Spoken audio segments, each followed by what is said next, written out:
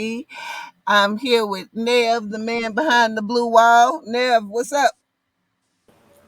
I'm chilling, man. Hanging in there. End of the week, start of the week, however you look at it. Boom. And we have today with us Jaylon Musa. How are you? I'm doing well. No, top of the week or back of the week, like the gentleman said. So I can't complain. Just ready to get this week started. How about you? How you doing? I'm here. It's been That one of them. It's been one of them weeks. I hate to see the weekend end because it was a rough week.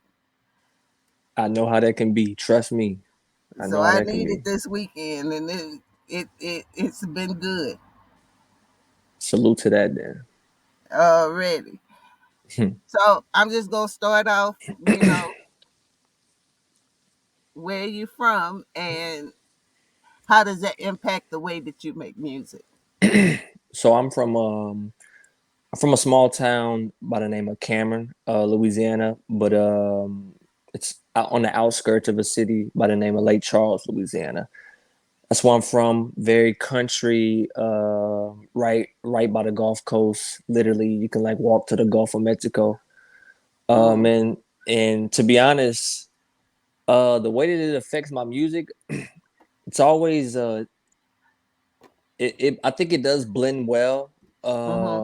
As far as like me, the way I speak, but as far as my music, I think that I'm more like influenced probably on outside regions, more East Coast probably. But I Yeah. think just my southern like just vernacular, I think kind of just bleeds through as far as the way that I talk. But I'll say maybe like production wise, I might have some soul or some maybe some like church chords on some of the production because I did come up in the church or whatever, and I sung in the choir and stuff like that. So Mm-hmm. I just thinking about it, I could see like I guess as I'm thinking in real time, like me who I've become from when I first started to now. Mm-hmm. I do think some of those influences of me coming up in the church and also just listening to different music probably is more in my music as far as like southern Mm-hmm. music. It's probably more in my music than I know, but I don't listen to like I do listen to southern music, but it's just I listen to so much music sometimes I just get lost in the music to where I don't know what be influencing me these days. I try not to listen to too much music, but it's difficult being a fan of it of music. Yeah. So who's some of your influences? Influences probably Nas, probably J. Cole, some Kendrick. Kind of blend in between those four. And Mm-hmm. some people may tell me that they hear other people, but as far as like the people that I was studying to try to like actually become like a master when it come to writing lyrics and all of that, it was the J's, the Nas's, and J. Cole more because our voices sometimes are similar, and also J. Mm-hmm. Cole's his story is similar to mine. So when I was coming up, when J. Cole came about, his story, like the whole sports element of his Mm-hmm. story, and him being from the South was something that I gravitated towards because I come up in sports as well. Yeah. So it was like easy to just look over and just see J. Cole and like easy to be influenced by that because of, on many different levels. So what kind of inspired you to pick up the pen? Just playing around with it, to be honest, being with Mm-hmm. friends, like coming home from college, not having much to do, and like a friend would have like a laptop with a mic and stuff like that. And we would be in the room playing and stuff like that. And I Mm-hmm. think I think excuse me. I think just playing around and somebody like complimented me. There's something it's crazy how sometimes just a simple compliment, what it can do for your confidence. I wasn't even an artist at all. Wasn't even thinking Mm-hmm. about being an artist. Like I'm not an artist who has the story of like I've been doing this since I was 10. Nah, that's not me. I Mm-hmm. started rapping like in my 20s. So I'm a late Oh, okay. bloomer. Yeah, I'm a late bloomer. So I think just the confidence and also I always see myself going to the NFL, being on the sports tip. And when I Mhm. realized that that wasn't going to work for me, I was just seeking out what I wanted to be, who I wanted to be. So I think just a blend of just already searching for something and also playing around with music and somebody complimenting me, it like kind of Mhm. made me start taking it serious, but without telling nobody. I would like do it on my own, like behind closed doors, and not like let people know that I was doing it fully until I was good enough. I feel to like present what I was doing the whole time or whatever. But And yeah. how long did that take? It took probably years. I probably did that. I probably made rap to like some friends because they was rapping. So I made Mhm. it like we was just doing it together, but the whole time I might like actually try to like go study rap on my own time. It's like I didn't even want people to know that I was like taking it that serious to even consider to rap for real. Like I wanted to hide that or something because I feel Mhm. like people like you being a rapper, you supposed to go play football or something. So that probably was some years. And then I was studying people from the East Coast, so it was like if you even don't even like studying Nas and Jay are really like kill your confidence in a good way because you're like I don't want to present myself until I'm like a quarter or an ounce of good as them. So I was just finding Mhm. myself like writing and stuff and studying, and I would like let me see what I got, and then I might put on like reasonable doubt afterwards and be like, all right, I'm throwing everything that I just wrote away because all of this shit is trash compared to what I just listened to, or whatever. So that I was battling between that for a lot of my like trying to teach myself how to rap and like studying people's writing patterns and stuff like that. Like I get real nerdy about this because I literally had no recollection at all how to rap. Like, and I literally just like studied people and how they placed words on music and just started like emulating until I like started to my brain just started picking up on it naturally. And I just found myself waking up more and more every day and naturally just knowing how to do things instead of having like verbal like training wheels on Mhm. myself or whatever. So like it really started in its infancy like 100% with me.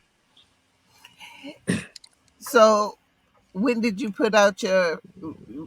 When did you let your first music actually be heard by other people besides yourself? Probably like 2017. Uh huh. 2017. So a pivotal time came when I met a guy by the name of Jermaine, who's a friend of mine. Mhm. he had a he had a studio, like an in-house studio, and he had a little brother that rapped already. Mhm. So when I became friends with him, unlike that experience that I had when I just was playing with it, he would invite me over to his house and stuff with his because his little brother would always be recording. Mhm. So when I started getting closer with him, we started like just like actually making songs and stuff like that. And I wound up putting a song or two out just to test the waters, but that was 2017. And I was like super average, but I did have like one song that was kind of heartfelt. But when I listen back to it now, it makes me cringe. But yeah, And this Jermaine wasn't J. Cole by any chance? no, that would have been crazy. This Jermaine was he was a an aspiring engineer and I was an aspiring artist. And we literally just I think like I was like doing a college job at like Albertsons, and that's where I met him at. Like I was like a bag boy and he was like the cart guy, and we was just talking music. And this was around the time when Kendrick started bubbling as well. So we was just talking music, and he was like, yeah, my little brother raps and he doesn't write raps. And I'm like, oh, word. I'm like, all right, I'll come over and just check it out. And just being somewhere where I felt comfortable to actually like I called myself going to the studio. He actually just like he was like younger than me. He was like 3 years younger than me. So he was like had to ask his mom, could I come over? And that's where I started like literally recording in a closet studio is where I was like, oh, you're a rapper. Like I started feeling like I belonged in to where I can give myself like an artist name because he would take me serious. It was just like him taking me serious because I like my confidence wasn't crazy and like me just having a mic up to my face in a closet was like it like gave me confidence to eventually just like all right, I'm an artist. This is what I'm gonna do now. So, that was in 2017. In 2018, you dropped an EP called "The Birth." Yes, I did.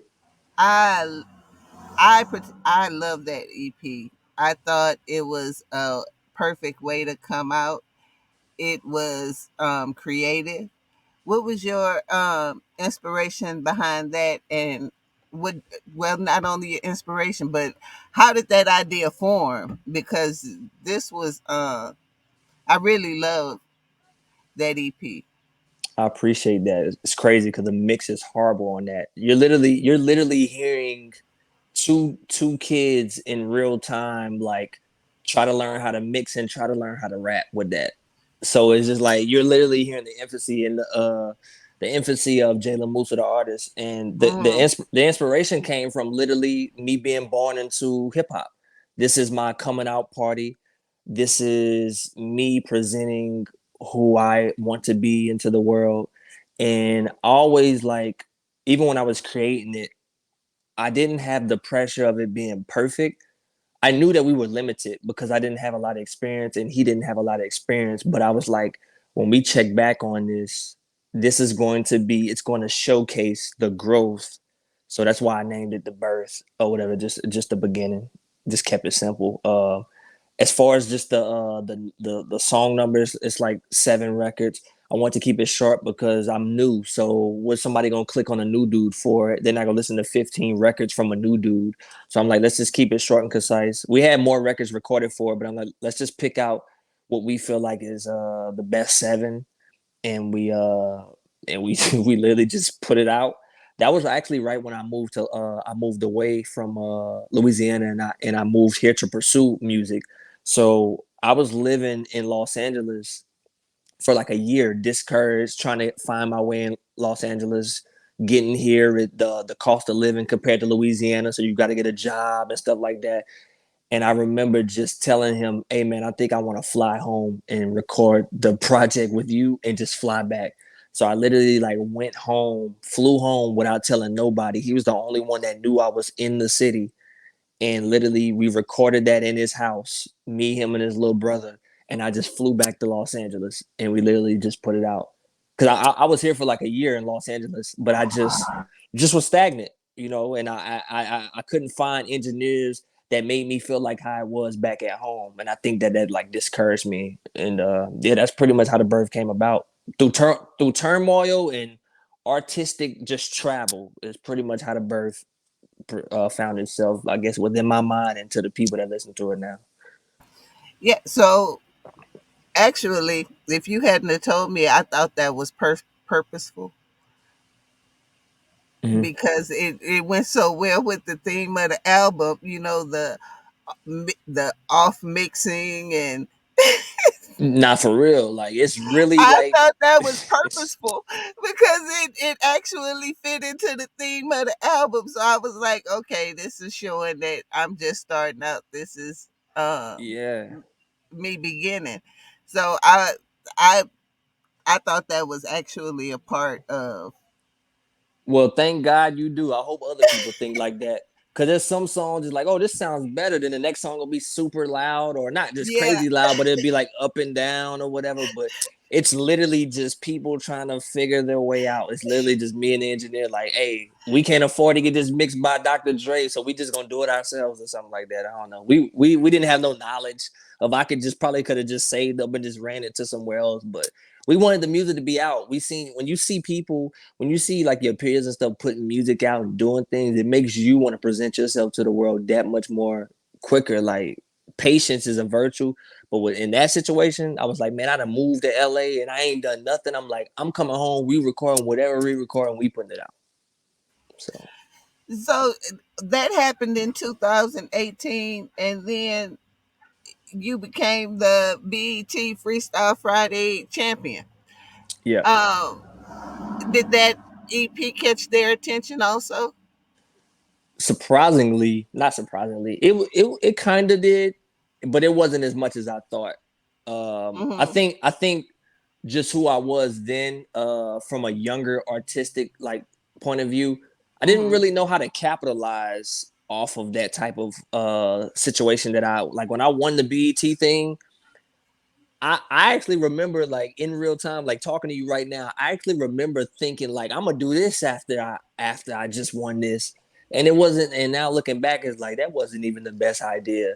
So I think that I didn't have the knowledge to even know fully what to even do after I even won that. Like I was just like trying to be out and about, just going to any performance. I will say people did recognize me after that. Like I would when I was coming out through the city, even going back home and even being in Los Angeles, people would recognize me. But looking back, I probably would have tried to market myself a little different if that were to happen again. But you live and you learn. You dropped another EP in 2019, right? Yes. And then 2020 rolls around. Yes. Which album came first, the Unsung Act One or Survive the Times? Survive the Times came after. Shout out to my boy Kill, great producer. Survive the Times came after the Unsung. It came after. Because Unsung, I think this was my first introduction to you. Okay. Uh, the Unsung Act One, and Okay. one of my favorite songs on there was Luxury Boom Bap. I hear this a lot. A lot of people's favorite. I hear it all the time. I appreciate it. I think it's because I always wondered, because it sounds like some like yacht music, Like but what the kind of music? yacht music, like Yacht. music. Oh yeah, like kind of like you mean like on a yacht? Yeah. Yeah, like yeah. I'm with you on that. That was literally why I called it luxury. And then, but when I heard the lyrics, I was like, "Oh, this is nice. This Yeah. dude is nice." I appreciate that. It's funny that you say that because literally when I hear the beat, I see water and like blue and like luxurious living. But the stuff I was talking about was like a contrast. So that's why I just said luxury boom bap. Like boom bap's known for being gritty, but the luxury sound of the beat, like it's like trying to bring in those two worlds. And that's like a dichotomy of who I am as an artist. Like I love the spectrum of like bringing like darkness and like light into one. So that was what I was trying to name it, like that, like how that beats down, how you just expressed that without us even never having a conversation about that. Hmm. That makes me feel like I've done something right with that particular record. So I appreciate that. Yeah, that I noticed that kind of. You have a lot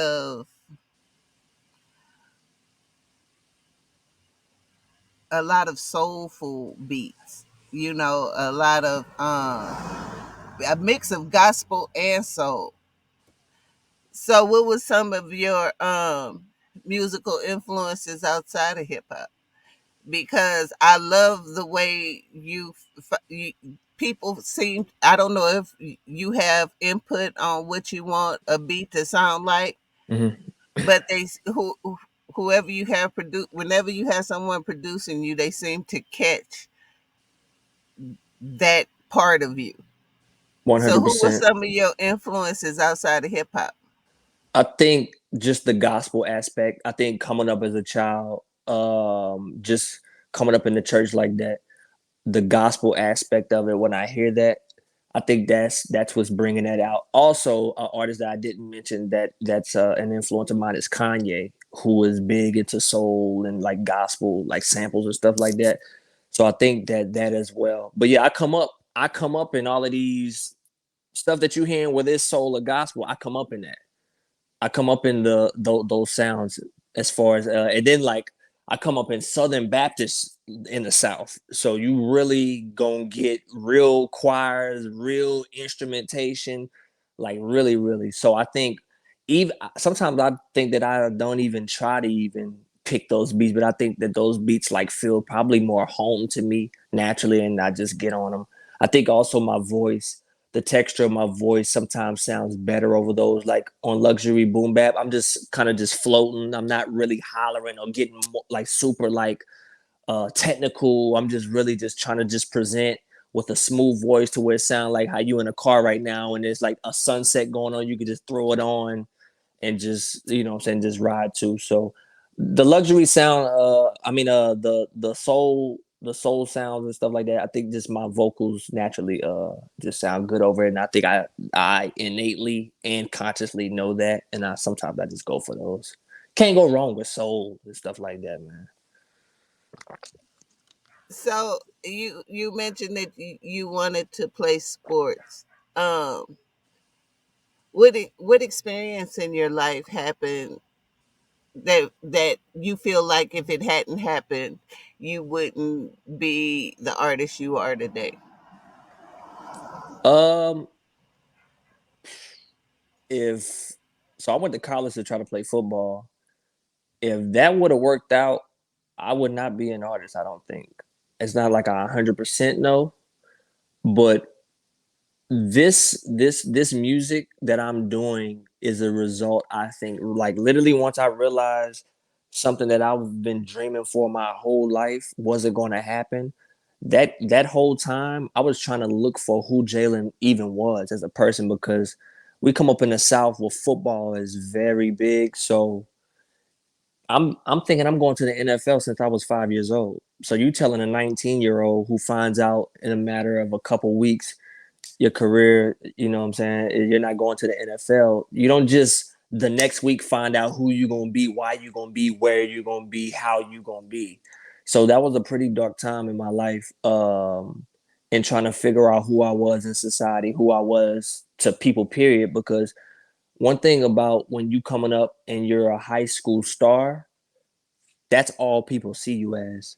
Literally, when they see you out there, like that's a dude that catch touchdowns. That's a dude that do this. That's a dude that do that. So I think when you thinking about my age, that's all I know. So it's like I felt like there was a void in my life, and I was attaching all of who I was to material things that somebody just seen me do on a football field. So I found myself not really knowing who I wanted to be outside of that because I never had to think about who I wanted to be outside of that. So I think like literally music what is a result of me not making it in that and finding another love, if not bigger than my love for football, because music is so introspective. And that's all I ever wanted was somebody to actually know who I am and what are my thoughts. And music gives me the platform to be able to do that. That's why I would say I would take music to a higher level than my football dream because literally you can listen to my thoughts and know exactly who I am. With football, I just have a helmet on and a uniform and I'm just scoring a touchdown. You don't really know who that person is behind the jersey. Hey, quick station break. Hit For the sure. like, follow, and subscribe button, and click the notification bell to get the latest updates and episodes. Boom! I have a quick question for you, Jaylon Musa. For sure. I like what you just did there. I like how you pivoted and you moved, right? For Now, sure.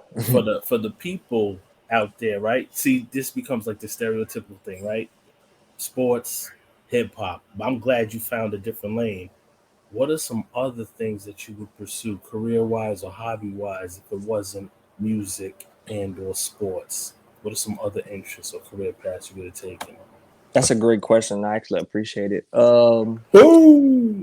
So I think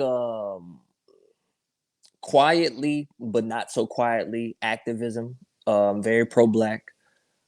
Actually, sometimes I don't say this on interviews, but I do like to say it on interviews. But my activism, which can always be better, but I always have plans of doing things for my people as my career continues to get where I want it to be.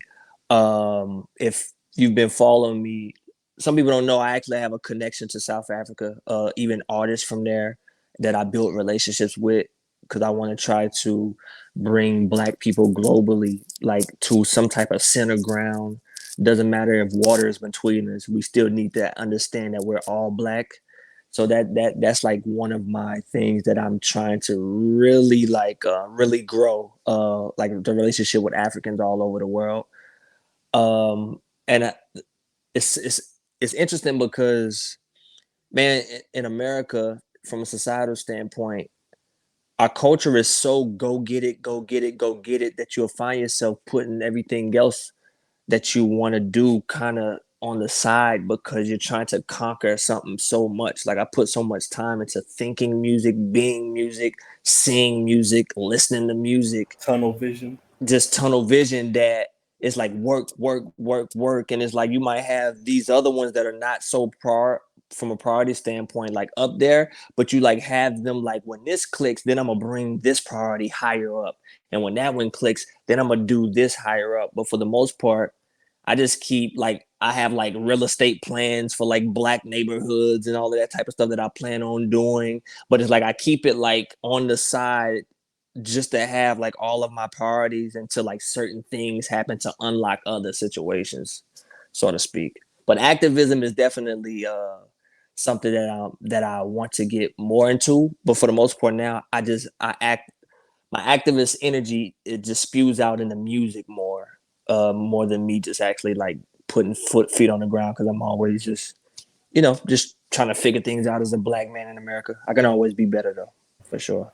So would you consider yourself a Pan Africanist in that type of vein? I would consider myself Pan African, uh, Pan Africanist like when you think about it on a spectrum, like just throwing names out there, you might have like a Dr. Umar, and then like there might be like the fact that I don't have like every probably word that would make a Pan African. I probably wouldn't just say it, but I lean towards Pan Africanism. But I wouldn't like the fact that I'm thinking about this in real time, like yeah, I lean towards it, but there's probably certain things that would not make me as Pan Africanism as the somebody else that's been like even reflecting on that word and know what that word means and been doing that for like or thinking that way for like 40 years, where I've been maybe thinking this way for like a decade or half a decade. Two last questions for me, and then I'm gonna hand it For back sure. over to SP. Number one, what is your earliest music memory, and like when did you fall? And then the second one is when did you first fall in love with hip hop? Okay. Earliest music memory. This is a great question. Before I say that, Boom! before I say that, I'm from a place where hurricanes have wiped out our homes and stuff like that. So a lot of my memory is very thin when it comes to a lot of things, because when I go home, things where I'm used to them being, like literally that gas station we used to run to, or that store we used to go, those things are no longer where they used to be where I'm from. So it messed up my memory a lot. And it Um sounds like it could possibly be some trauma and PTSD with that for as sure. well. For sure. Cause I've lost three houses in Louisiana. My parents have lost three houses. So yeah, probably in a weird way, it's probably me like unconsciously trying to forget it or something like that. But it's like I don't want to forget the things that were there. But when I even when I try to find myself remembering things when I go home, it's like I can't remember it because I don't have objects to put to them. Like for example, my dad like forgot to take the family pictures. So I have like one picture of me under like 11 years old. So I don't even know what Jaylon looks like as a little boy to an extent. Like how somebody would have like family portraits everywhere. Like I lost like all of my pictures of me like before I was 12. But I will say this. It has to be some type of church music because of my parents. My memory though is like it probably goes to me just singing in the choir as like a little boy. To answer your first question. To answer your second question, I fell in love with hip hop. Hmm. So I was a pretty casual music fan in my high school days, only listening for the most part to Southern artists, literally because I'm in Louisiana, young. I'm just listening to literally was on the radio and literally just what I see out in the streets. So So we even though talking no limit cash money? Is that I'm what we talking No talking? Limit, Please Cash tell us a Money, little bit. Let's get roll call. Webby, Plies. I'm talking about Lil Fat. I'm talking about. I'm even going even to the Oh, Soldier Boy Gotti. lane. Yo Gotti, even Ludacris, Ti, Jeezy, UGK, Zero, like Vicious, who is a underground artist. That's more of like a southern vibe, like literally just South. And like you might hear Jay-Z and them on the radio, or you see him on in like videos, but down there, like people really on They're like not the local heroes. when you in the South, like people like I got mad East Coast friends and like supporters. They don't understand like some of that the way they marvel at, like I marvel at these people now. But in the South, man, that stuff be different. Like some of them people that people might admire in the South, people don't look at them like that. And I'm a testament to that, especially when I was young. So like Master P and them was like gods to us and stuff like that. Like Boosie and Webby or UGK, Pimp C, Bun B, Lil Kiki. You know what I'm saying? They probably like, who is these people or something like that. They know UGK, but I'm saying like some of these artists I can name, they probably like, I don't even know who these people is. But Do you remember that one song that grabbed your heart from the South? It was like, yo, okay, that's man, it. many songs. You got Juvenile. You talk about That's 400 you in that degrees. Benz, You huh? talking about 400 degrees Juvenile. The whole album grab you.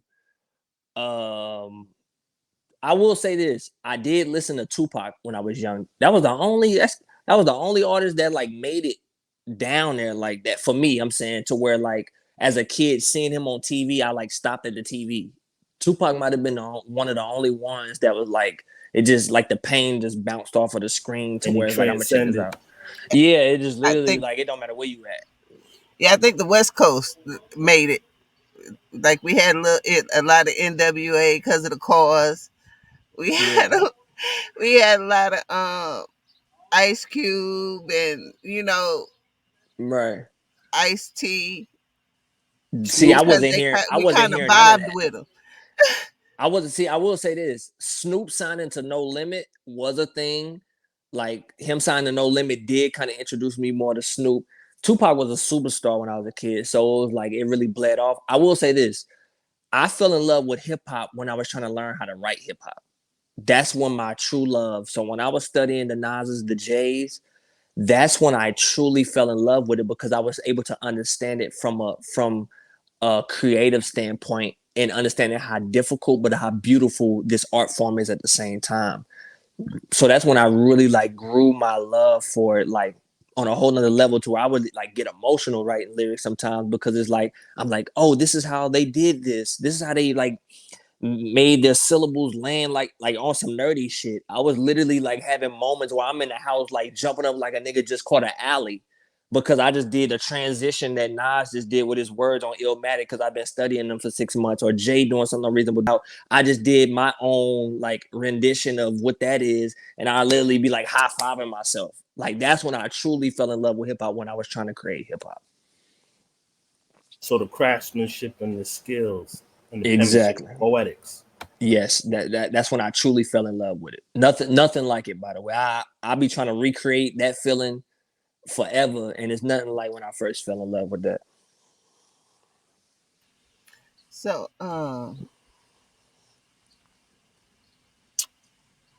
after the Unsung Act One, Mm. hurricanes happened, Yep, a hurricane happened. and you came back with "Survive the Times." Yep. Um, EP you did with Kill. Shout out to Kill in Shout out to Apartment Kill 5B. for sure. That's the homie. I love his beats. I mean, he could probably just put a wind machine behind one of his beats, and I still think it was a platinum album. Right. Nah, I'm with you. Kill super nice with it. I think I might have Yeah, met you kind of around that time or not far from it too. That's what's great. I'm talking about like well, me and you started communicating yeah. is what I'm saying. When we started communicating with, because you didn't even know I was listening to your music, At all. I was like, I don't know who this is, but salute. Like, you know what I'm saying? Like, I appreciate you. but Survive the Times was a special project to me, and it really made me. Uh, it really cemented in me um, the need to support you as an artist. I appreciate that. Can Can you tell people about Survive the Times and the thought behind it and the purpose for it? I definitely will. Thank you for asking that question because that goes into the whole hurricane thing. So everything, even from the cover of Survive the Times. Actually, let me backtrack because I met Kill that year, and me and him kind of spoke about working. because I was seeing Kill, like people would retweet him on Twitter and stuff like that, and I would check out some of his beats, but I ain't let him know. I'm that dude. I'm the dude that they say you nice, I go check you out as well. You won't even know I'm listening to you, like you said with me. So I was listening to his beats and stuff like that. Then I think eventually we started communicating. I'm like, yo, I'm looking forward to working with you one day. You know, just seeing what we can do. And he was like, word, just let me know. I'll send you some beats. But he sent me a link. He was like, just listen to some of my beats just to check the vibe that I'm in or whatever. So as soon as I hear, I'm like, okay, more of a grimy, uh, vintage drums, vintage sounding or whatever. The reason why I was interested in that is because that's how I taught myself. But also, I don't have a lot of projects where it's just like rugged beats, like rugged East Coast, just drop bars type shit. Because we'll get to that after I answer this. But so yeah, I told Kill what was going on. Me and him was we was just he was just starting to send me beats, and the hurricane happened to where my parents lost their home. And I told him we was like literally just starting, and my parents lost their home. I was like, "Yo, look, I think I'm just gonna just take the route to where we should just donate everything that comes from this project to people in Louisiana that got their homes got affected by the hurricane." He was like, "Cool." He was like, "I don't want nothing from the project." He was like, "Just put it all to those people just to help them or whatever." And I appreciate him for that. And that's literally even the cover, how it looks like a care package on it. Like literally everything for the cover to is literally that project was literally just like I'm gonna put some music out to try to help people out in need. And it's a project that I'm pretty happy about. We put it together quick too. Like I just wrote the 4 songs, sent it to him. The okay, like the way this sound, whatever. We went to mixing. I got it mixed, and literally I ain't wasn't no promo because we still was in the pandemic. You know what I'm saying? So it wasn't no mad promo. It was literally just word of mouth on Twitter. And that what's interesting about Savannah Times, a lot of elderly people, because Kill older than me, a lot of elderly supporters came flock like kind of flowing in for me, Mm-hmm. like a lot. And it's weird because my fan bases, fan base, it's like it can get like super rangy when it comes to age. So like I sing on music, I might get on an R&B beat and also can transition to something that you might hear KRS One on. So that I have some of my bass really torn because it's like, yo, I heard you in a cipher that sounds like you would stab somebody, and then you're like rapping to a girl about her dark skin and how beautiful it is, and then you're like giving me this where you're like singing through the first 8 bars of the verse. So a lot of my fans, like they really like it's kind of like a toss up. It's like they don't really know what to expect from me in that way. So I appreciate that project so much because a lot of those people that like, man, I came, they was honest with me. They was like, I came to you because of Kill. I seen Kill working with you or whatever. And it was like, I just like the way you was flowing over it. And they might not like some other stuff, and then they might like this, and it really like taught me a lot, like even working with Kill in that way, because what I got to get insight on is how before you even get huge, how fans talk your music with you, and how fan bases, for lack of a better term, not turn on you, but they're expressing to me things they like, why they like, how they like, to where I can like have like a Rolodex on the music, but try not to fall into it too much to where I'm just trying to just make the music that everybody else wants to make. But even with my age though, I come up in the South and I come up in the newer school, but I also rap like the older school. So I just try to blend those worlds. And sometimes I do it good, and sometimes maybe not so much, depending on who you ask. But yeah, What I appreciate about your music is is because I don't know what I'm gonna get. It's why I like you as an artist, because I am never bored. I never know exactly what's going to come out of you, but whatever comes out of you, I know it is going to be heartfelt and it's going to be real. I I don't care appreciate that. which way you do it. You're going to do something. You're going to say something. I appreciate that. It's so crazy you say that because as an artist, man, that's all you want. But I I never want to rap like there's some artists, of course I won't say names, like they make the same album. And that's cool because I'm gonna listen to it every time. But I'm fulfilled with like challenging myself. Like, for example, how like Biggie when he started rapping, when Puff got big to rap on more R&B type of vibes, but he's still saying like hood shit over it. Like I'm like factuated with that type of stuff. Like I don't just want to give you the same album and because you see me in a cipher now, you want me to give you 80 bars because that's just what you see me from. No, I actually this next song, I actually might be singing poorly on it. I might really sing because I come up singing, so I have that in my repertoire. Doesn't mean that I'm Aretha Franklin with it or nothing like that, but I like to experiment. So I always tell people like, yo, just bear with me because you watching Jaylon Musa in real time, just explore his creativity and wherever the paint falls, wherever it falls, hey, I'm just gonna live with the results. So now I'm going to go backwards just a little bit to 2019, Okay. only because you released the Almighty. Mm-hmm. And every time I listen to the Almighty, I'm sitting in the corner like, I'm black, y'all, and I'm black, y'all, and I'm blackity black, and I'm black. Oh man. I know exactly the song you talk about. That's what's funny is I know what the song you're talking about when you say that. Yeah. This whole album actually, I just felt like I got to know you as a black man. This album, I know you had black power on there. Mm-hmm. Black is black power. Black is Yeah. black gorge. I love that song. Mm-hmm. But it was the other songs Mm-hmm. that made me really get to know you as an artist. Yeah. From Almighty to Mm-hmm. Crown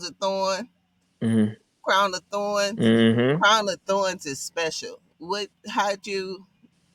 was your thought process behind Crown of Thorns? You don't for when you wanted to like maybe second or third person that's asked me about Crown of Thorns. So that's how I know that you really went listen to it because people don't usually be asking me about dark songs like that, and I like to jump that line of dark and light in my music. Yeah. Crown of Thorns was the anxiety of everything I chased for turning its back on me Mm-hmm. and me perishing and falling victim to a society in fame.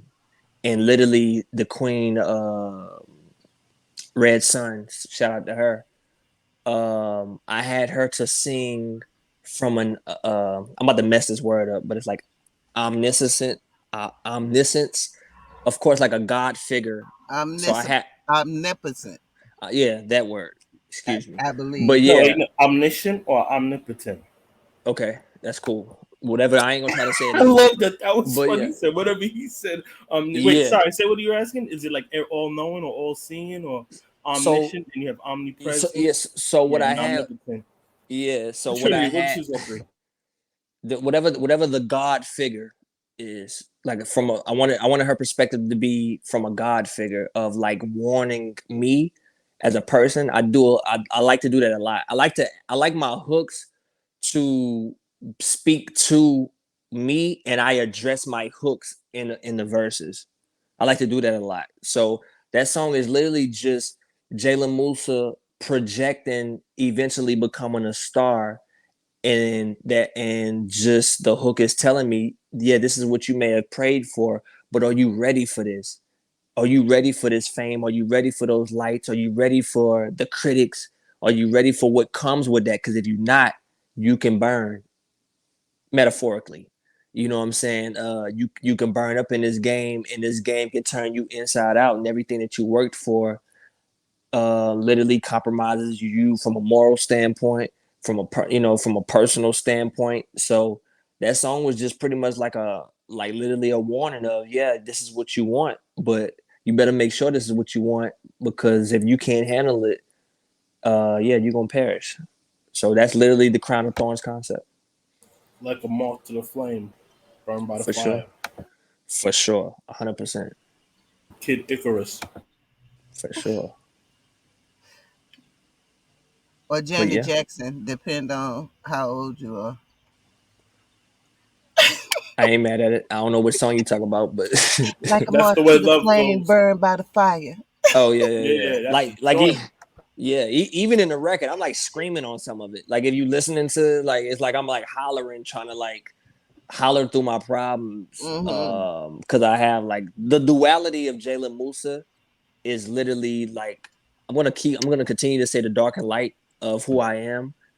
The music falling in the middle of that is like the essence of human experience for me. So that's why I write so much like that, because I think at its core, we make decisions like this all day in our lives, whether we want this at Starbucks or this at Starbucks, depending on how our stomach is going to take it. Like literally down to a science, I love the duality of just like making the music to where people are thinking like ping ponging their thoughts back and Mm-hmm. forth. And that's literally how I try to write. Like literally every song I try to add that element to my songs, unless I just want to get some bars off. But when I'm done with the bars, I just want to make the human experience a thoughtful one for whoever's consuming my music. So the reason Crown of Thorns was so powerful to me is because it came after scholarship. Whew, one of And my now that I favorites. hear your story, I see it's kind of autobiographical. Um, You caught you catching all of that. You catching all that. I didn't know that at first, but the way um, from scholarship to Crown of Thorns, I was like, oh, You really like when I tell you you really listening to the music because Not the grunt you and the moan. you taking me back. You taking me back actually, because in scholarship, metaphorically, the character breaks his leg and ends his career, which mm-hmm, is like a symbol of what happened to me actually mm-hmm, in real life, but I didn't break my leg to end my career. The other things broke in the end of my career. So like you're saying, mm-hmm, scholarship is metaphorically what happened to me, and Crown of Thorns, which is the song that follows it, is like even if your leg didn't get broke metaphorically, this is what could have happened if you would have even got to the league and got to the mm-hmm. NFL, because you may not have even been ready for that. So purposely I put those songs in there, just that duality to just swing and create these type of conversations that we having right now. And then I just thought the sequencing of this album was so good because right after Crown of Thorns, you introduce who you are. You introduce yourself as a man, Right. Jaylon Musa. Jaylon Musa. Very braggadocious, I just thought talking that was shit. so. I thought it was so dope the way you sequenced this album. I appreciate that, man. We try. When you Uh, don't have people who deem themselves as A&Rs, it's like as an artist, you just sit down and you're like, where does it sound like it should be from a narrative standpoint, from a sonic standpoint? So the fact that you catching that, I really appreciate that. I really do. what do you want your after that song? I felt like I said this is a young man. This young man is smart. This young man is a young man I knew because it had some braggadocio to it. Um, but this is a young man who has purpose, and so I got all of that from just Mm-hmm. listening to your self-entitled song, Jaylon Musa. Mm-hmm. For sure. Uh, but what do you want your what would you what is something you would want your fans to know about you? I would want my fans to know that I'm human like them. My job as an artist is just to serve the community, just thought provoking music. What I see in the world, presented in a music format to give people things to think about and give people things to feel about. That's literally what I feel like my job is as an artist. You know what I'm saying? Just to have people to think. And anybody that support me know that in my music I'm vulnerable. because I mean, whether people put on a front or not, we're all vulnerable. We're all emotional people, and there's nothing wrong with that. It's actually a freeing thing, especially when you can sort through all of your emotions and truly get to the root of the emotion. That's what I try to do when I get to the root of the emotion. I like to put it in music though, so it can help other people to get to the root of that emotion. So that's really my purpose in this music, to present who I am through my music and talk to it about and talk to other people about the things that I'm talking about, which is why I love to perform so much. Because I'm literally speaking my thoughts to people that take my thoughts in, reflect, and a lot of times my supporters might come and be like, "Yo, this song, this made me think of this differently, or I disagree here." If we can have conversations like that with the music, it's like this. I love that. You know what I'm saying? So that's what I do it for. Just to give a human experience and also have a human experience. So 2020, I was like, this is going to be his time Hmm. because you know I had my butt in gear. I'm like, this, I'm finna push this dude, and then you disappeared on me. I What did. was I did disappear. what was you doing from two? If it's not too personal, I don't want to Oh no get no into no your no no. personal business, but just between 2020 and now, what's been up? What you been up So to? it's crazy because I was actually about to talk about this 20 minutes ago. So the unsung drops in March before I knew what a pandemic, like I didn't know what this was gonna be. The album, like that project was already scheduled to come out. So I couldn't cancel it because I've been promoting it for a couple weeks. So it dropped literally a week before they shut the country down. So everything, marketing, money, everything is gone out the window because now we're trying to survive as humans because we don't know what a pandemic, how far it's going to go, or what's the, you know what I'm saying? You can't Mm-hmm. go to work, everything's shut down or whatever. So literally, that project got squashed. Even though I was promoting it, you couldn't leave the house. You was on lockdown. So I'm promoting the unsung in my room or Mm-hmm. whatever. So literally, I'm like, for the next year, because we was down for like a year. So you couldn't go to the studio. I didn't have a home studio. Um, Actually, I think when the world started opening back up and it shut back down, but even in that gap of the world opening back up, that's when I did the EP with Kill. So I Mm-hmm. recorded that. So now we're getting closer to 2021. And in 2021, I was doing a lot of videos from the prior album, trying to relive it and like make sure that I'm like getting people out to even see it while I'm Mm-hmm. creating the project that I'm creating right now. So I have been, you hearing this, probably one of the first platforms. I have been creating the project this whole time. For pretty much 2021, beginning 2021 up to right now, I've been creating the project this whole time. So I will definitely, we are back this year and we will never let it go again. But the pandemic really swayed my music momentum because even when you found me, the things that you said, so many people have told me this, like, yo, where did you go or what happened? Like things in the pandemic really swayed some things that I wanted to do. I had like a tour set up to like open up for some people. All of that got like literally squashed. I was doing shows like every 2 weeks, going to everything out because I'm in Los Angeles, so music is always being done. And literally, that pandemic came and just like wiped or whatever. Now, I will say this to criticize myself. There are things that I probably would do different if that were to happen today. Now that I got the knowledge on, like, I mean, you need to go buy some equipment and just record it here, then, or be more active on your social media. Like, I don't always like to be in front of the camera, even though I can do it.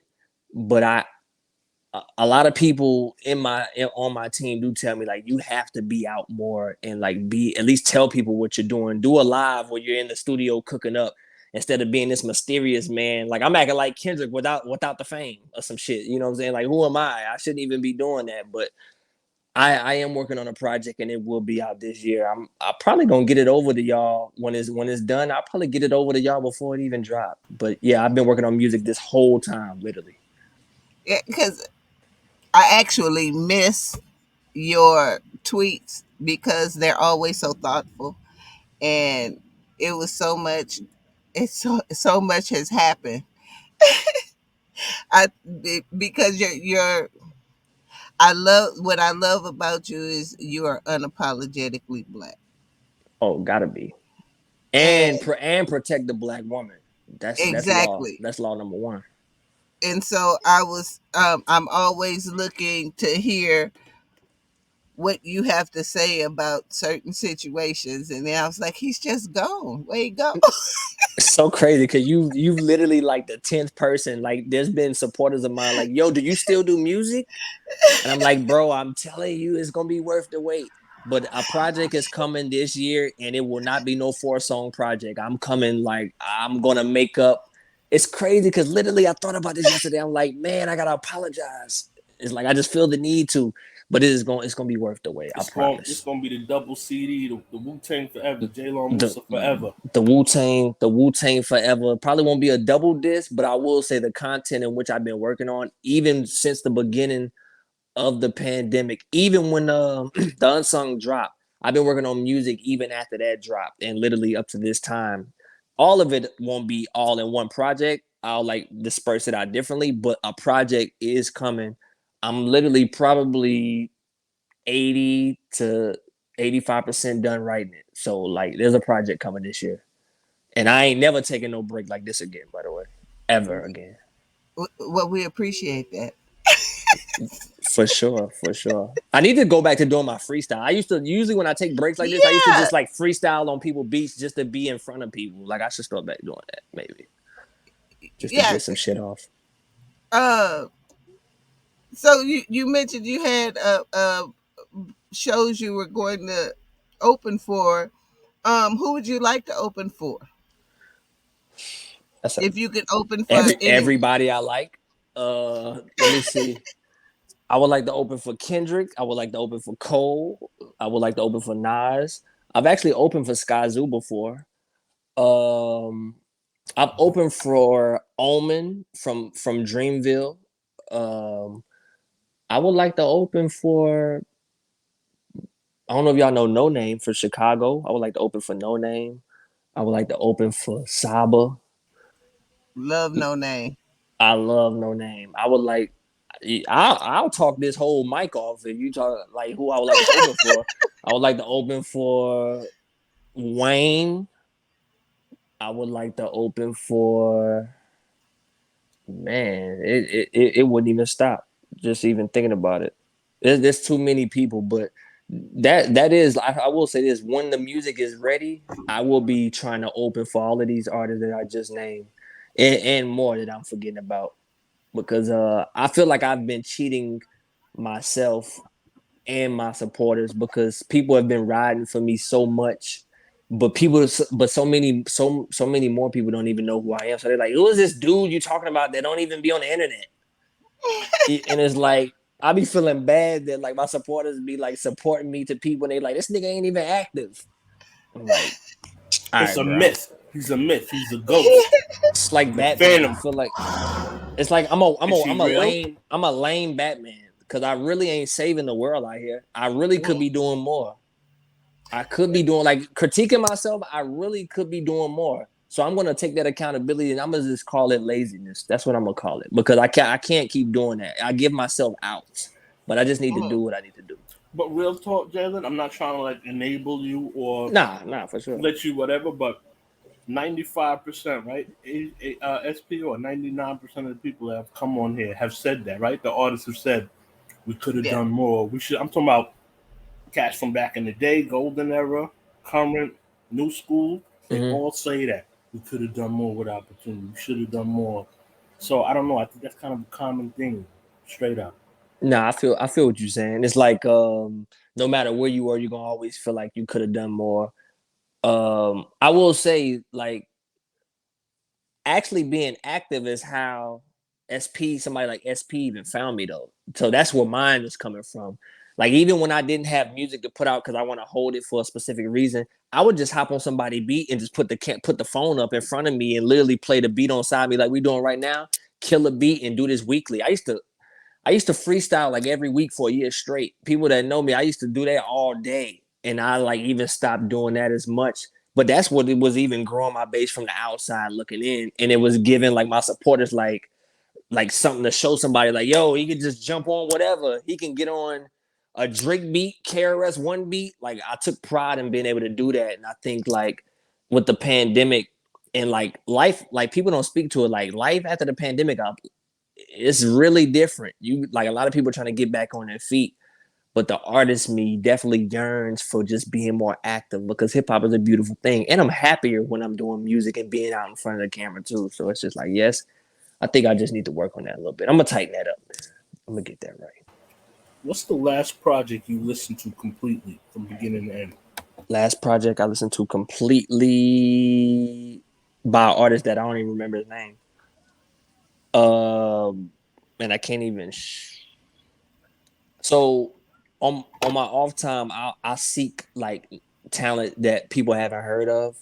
So like if SP or you, if I see y'all talking about some upcoming person, I'll go listen to the music just to hear the project, just to see where they at. So I always seek music. So sometimes I forget the names. But I'll so a noticeable name. Let me see if I can find one of them. Probably probably Kendrick project, Mr. Morale and the Big Steppers. Probably the Mm-hmm. last full project that I listened to, which is a double disc. So I definitely had my time sitting in trying to process that music because Kendrick is a poet for sure. But yeah, Kendrick. That's the last So, project. so from your peer group, what's the uh who are some of the people you're listening to now? My peer group. Mm, Or not. should be even on our radar? Yeah. I'll say that's a tricky one because I haven't really been listening. So even though I seek out music, I make sure that I don't listen to much music because I'm in the process of creating that I don't want it to bleed off into mine. But I'll definitely shout out my dude Kid Saturday. He changed his name to KS the Wolf, but I call him Kid Saturday. Um, trying to think of some other people. Um, I'm bad with names too, so it's like y'all really asking some good questions that Yeah. now got me thinking like, Join the club. I ain't even mad at you. yeah, because you know what it is as an artist. If I get too ingratiated into the music, Mm-hmm. it can affect my music. So I try to Mm-hmm. consciously like listen from afar and be like, oh, I remember what inspired me from that, but now I got to go on to the next because I don't want it to bleed off into my music Yeah.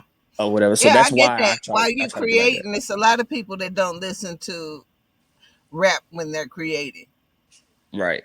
So that's Yeah. why, like, if this was before me creating, I would know all these people's names because I would listen to their project 20 times to where I'd be like, I'd be able to point out weird stuff about their albums that is just Mm-hmm. like just some real nerd rap stuff. But the fact that I don't listen to people heavily, I try to keep it at distance from my ears. Like it's like I can't remember too many artists. Jay, can I ask a question? Jay, sorry, Jaylon. Can I ask People call me Jay, so it don't even you do you can ask me whatever you want, G.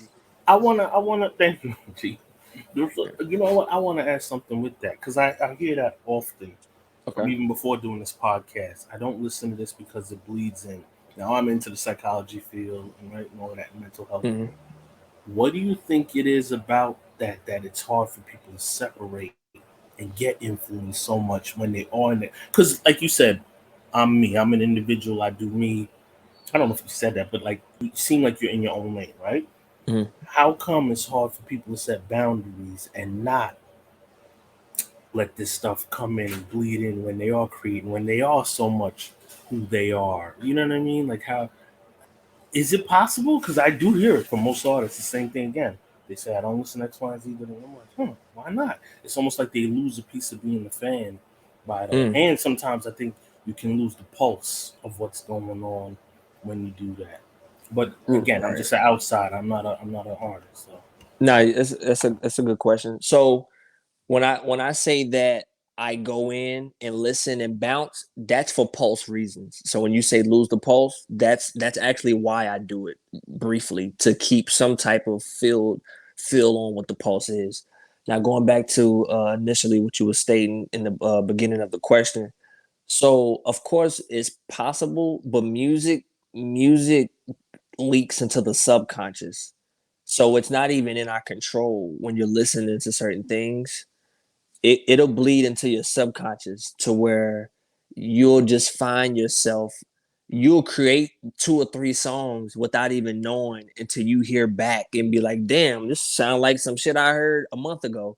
Like, yeah, you did hear it a month ago. You remember so and so shit that you played 100 times? Yeah, that's where you got that cadence from. You know what I'm saying? And there's nothing wrong, because trust me, we all taking cadences. From the greats to the lower levels, we all bouncing and trading cadence like Pokemon cards. That's literally how you learn to rap, and that's literally how you learn to diversify your sound and diversify your lyric cadence choices and all of that. But if you do it, if you like doing it in an OD fashion, while you creating, it ain't even about the conscious, which it can bleed into that too. It's the subconscious. And if your subconscious is full of just somebody else, it's you just putting more things on your creative plate that don't even have to be there. To sum it up, it's like I don't want to fight off or have to be listening to my music and making sure that somebody else's is not bleeding into my music, because I already got influences that's bleeding off into my music anyway. Like when you hear me, you gonna always hear you like there's gonna be things that people are gonna say that they are the artists that they feel like I was influenced by. So until I get done with the music, I definitely don't want it to be where I'm creating the album, and then when I get done with it, I gotta go back and listen to songs and make sure that not it's just like 100% the most original thing ever, but that it's like not sounding like what I've been listening to for the last 3 weeks. So I think it's on an unconscious level more than a conscious level. This is not even a question. I'm just gonna make a statement Yeah, behind do that. that. Thank you for that. Do I that. just had thank you for this. You just gave me an epiphany because Yeah. I've heard of it when it comes to Kendrick Lamar or whatever, like artists that are underground on what's that, Bandcamp and Mm-hmm. SoundCloud coming out saying, "Yo, he stole my cadence from, remember the way back, what was the Damn on that Damn album," and then now somebody said that he had stole the video idea with the facial con. Sorry to use Kendrick, but I'm wondering how much time, like how many times that's actually intentional versus it's really just a mistake or it's just influence. It kind of makes me give them a little more like forgiveness now with that. Like it's not exact. It might not be plagiarism outright. It might not be just Nah. jacking. It might be, but it might not. And what you just Right. said now kind of shows how that could happen. It's like cadences and all of that is literally like it's literally like trading Pokemon cards. It's literally like, yo, with this beat, I'ma choose this because I might have heard somebody 3 years ago and I remembered that cadence, but I'm doing it in my way. You know what I'm saying? Like there ain't but so many different notes you can hit from a voice. Like all of our voices are different, but there's only but so many different cadences you can even do. Like it ain't like we in the 80s where it was not as many rappers where of course you're gonna be the pioneer or you got the originals when it comes to this. We in 2022. They ain't flows that ain't never had there's not flows that haven't been used, and there ain't cadences that haven't been used. So yeah, some of it you gonna hear some people, even some of our goats, you see them kind of playing in a certain place sonically, but still sticking to who they are. But they are borrowing certain cadences depending on who And we talking about. placating to it. Exactly. Mhm. They might can garner some more fans from that, or they might be actually it might be a salute to the newer generation. Yo, I'm gonna play with your cadence, but I'm gonna use my flow with your cadence. The Head cadences nod. is for everybody. Yeah, I'm gonna head knock your cadence. Your cadence, I'm gonna bar your cadence down. I'm gonna say it with your cadence, but I'm gonna keep my bars swinging how my bars usually swing. It's so many different ways and wrinkles to this, though. We just talk about cadence. We ain't even talking about flow. We ain't talking about like just everything that just comes into Content just too. content and all of that. So yeah, sometimes they be like, that's stealing. It's like, nah, that's boring because you ain't even the first one that done that. It ain't like a person just flat out just took the lyrics and the cadence fully and they just bit it. It's like, nah, you just experiment, which is what artists supposed to do. All artists still, they lying if they say they don't. We all steal. The greatest still. The greatest have stole. Just a fact. I mean, even look at somebody like Big and Hove. They come from the lineage of Big Daddy Kane. Literally, when I hear Big and Hove, I'm hearing lineage DNA. I'm hearing flow DNA and like pauses and stuff DNA from like Big Daddy Kane all day. I'm hearing some Rakim with Nas. You can see the lineage. It's like And DNA G having a rap baby. too. Cool G rap Yeah, in there yeah, it's too. like having a baby. Like it's like, dog, it don't matter. We know who you studied. I can hear you talk on the record and I know who you studied. That's not an indictment on you. It's just the lineage that you came from. You come from that lineage. That's who you studied. So you got some of him in your DNA. Yes, and if I studied you, I'm gonna have some of you in my DNA musically. And that's the subconscious influence or something. Subconscious influences. Just like it's literally like a bloodline. Like a So bloodline. Morgan wanted to be here. You probably know Jukum. Um, Passive she assassin. Hmm. she she wanted to ask. She wanted to ask you. One of her all-time favorite songs is "Pray" off the Unsung Act Volume One. Okay. The second verse is and will be timeless. Unfortunate will be timeless. Unfortunately, with the way artists are dying,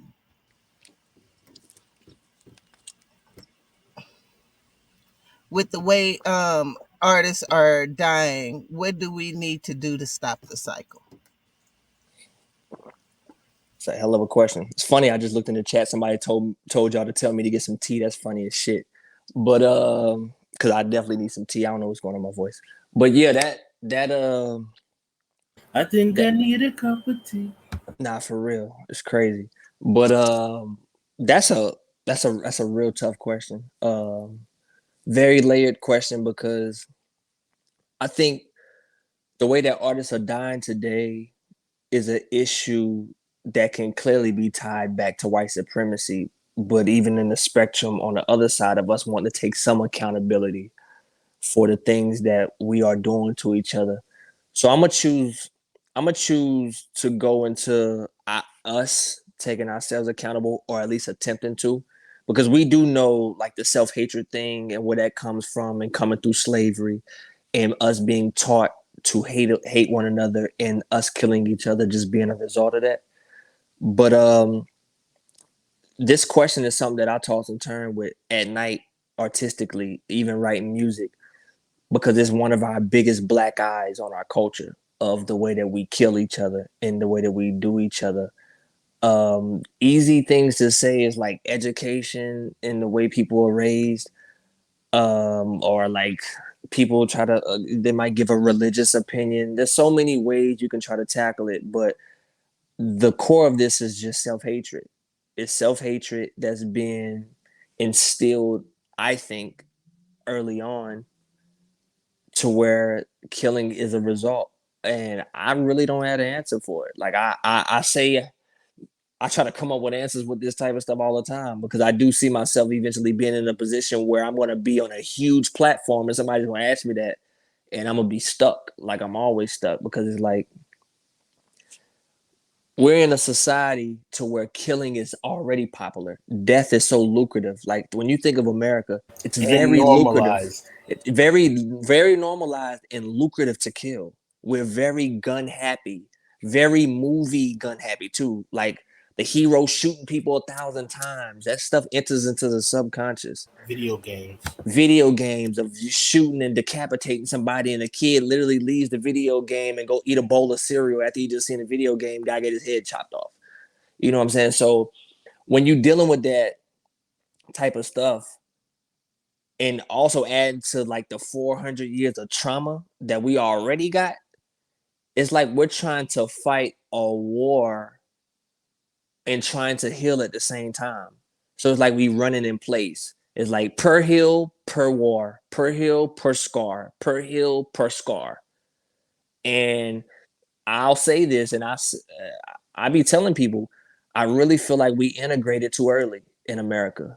If shit, we might not have should have never integrated. Sometimes I feel like we should have never integrated, but I really feel like we did not have the right amount of time to get ourselves right and get ourselves healed. And we just got thrown out and said, all right, figure it all out in real time. I know we just killed you, castrated you, literally split men in half in front of their children and their wives. I know we done all of this to you, but now we're going to drop you into society. Now find a way to get through this. It's like, you know how long it takes for people to get through personal traumas like that, let alone a generation of people, thousands and thousands of years of a race trying to get over that type of stuff. So I think we're trying to heal in real time while also trying to live in real time. But if I can't be put priority to my healing in real time, then I'm going to be slower to do it because I'm trying to handle all these type of things, and I haven't even got over you raping my grandma and selling my cousin off. You know what I'm saying? It's like, so I think that it all starts from literally from that, and I think that we're just seeing the echoes of that. Now, as far as from an accountability standpoint, you got grassroots. You can try to do that. I mean, people are already doing that. People are trying to stop it. People are trying to unite gangs. People are trying. I just think that it's a result of ignorance and self hatred. And these things that I'm speaking as far as what can help is symptomatic. It's just symptoms to the cancer. And as of today, I mean, I gave you a couple things, but I can't sit up here and just say, and that's what's going to work like a politician or some shit that would say, Exactly. I can't do that to y'all. Yeah, it's multi-layered. Um, It is People are always trying to fix the symptom, but they never get into the root cause, which is self-hatred and white supremacy. 100%. 100%. Oh, trust me, I can talk y'all all day about white supremacy, but But I I did like, want to take a part. I did want to take like we do need to try to take accountability for just some of it and trying to do our part. But yeah, a lot of this Mhm. is just white supremacy in the self hatred that's been instilled in us, and it's just a result of it. but I think you Yeah. gave some of the answer within that. I just want to say too, piggybacking on what you're saying there. The last piece is that trying to heal and do everything like you said, running in place with systemic racism going on, right? With Right. oppression happening, these things are still in real time. They're like cousins or related to the original atrocities. And it's like, how are you going to manage all of that? Like you said, on Right. top of trying to quote unquote survive and then get to a level of thriving, that becomes damn near impossible. It's It's impossible. what you're saying. It's like that's why I feel like we really integrated too early. I truly believe that. I will say that. And many It, leaders have said that, so it's not like you're way off. You know, when yeah. Dr. King had said that, W.B. Du Bois came to that conclusion in the end when he reneged his citizenship and moved to Ghana and was like, man, you know what? Marcus Garvey was kind of right. Even though they were fighting each other decades earlier, he came to that conclusion. So all the great leaders who were either separatists slash or integrationists, they kind of all came to a certain conclusion. Booker T. Washington, a lot of them came to that conclusion. I don't know if it's disillusioned. I don't know if it's just an epiphany that they reached and said, you know what, man, that I have a dream might have been a bit ignorant Yeah, or I've heard that. before its time, naive. You know. So Jaylon, right on, Mr. Musa, you got it. Yeah. No apologies. You got it. Yeah, yeah, yeah. Yeah. So her second question: Pray from the Unsung Act, Volume 1, Verse 2. Hmm. We live in a time where hatred is trendy. We'd rather abandon love. Hmm. We live in a time where you could get shot. They picking the camera up. We live in a time where you're guilty until it's proved you're innocent. What people are willing to do for a story, I swear that is sickening. They don't give a shit. You in pain, they ain't hearing it. You could put it in the lyrics, and everyone loves a train wreck. Yours, they'll be there witnessing. Some pray for it, some will smile in your face for it. Happiness is not a place for you, but no, I'm still gonna pray for you. Mm. Um, Hmm. It's a lot She to just unpack wants. right there. It's a lot to unpack. What's the question? Again, she just wants you to expound on that verse, talk about that verse, because that is a profound verse. Probably the inspiration, the hope, and I guess overall what the message, you know what I mean, Yeah. was. So She's not yeah. here to explain to us what she wanted, but No, no, no, I'm no, no, assuming no. that's what she wanted. Like, Yeah, what do you yeah, yeah. want them to get out of it? What Yeah, yeah, inspired you, yeah, yeah. etc., etc. Yeah, so Wait, hold on. okay. Yeah, if she say something, yeah, I want to see what but y'all just let me know. I'm gonna go with it because I definitely got some words on it for sure. Oh, here come here's the woman herself. Oh, Hey, okay. Peace, peace.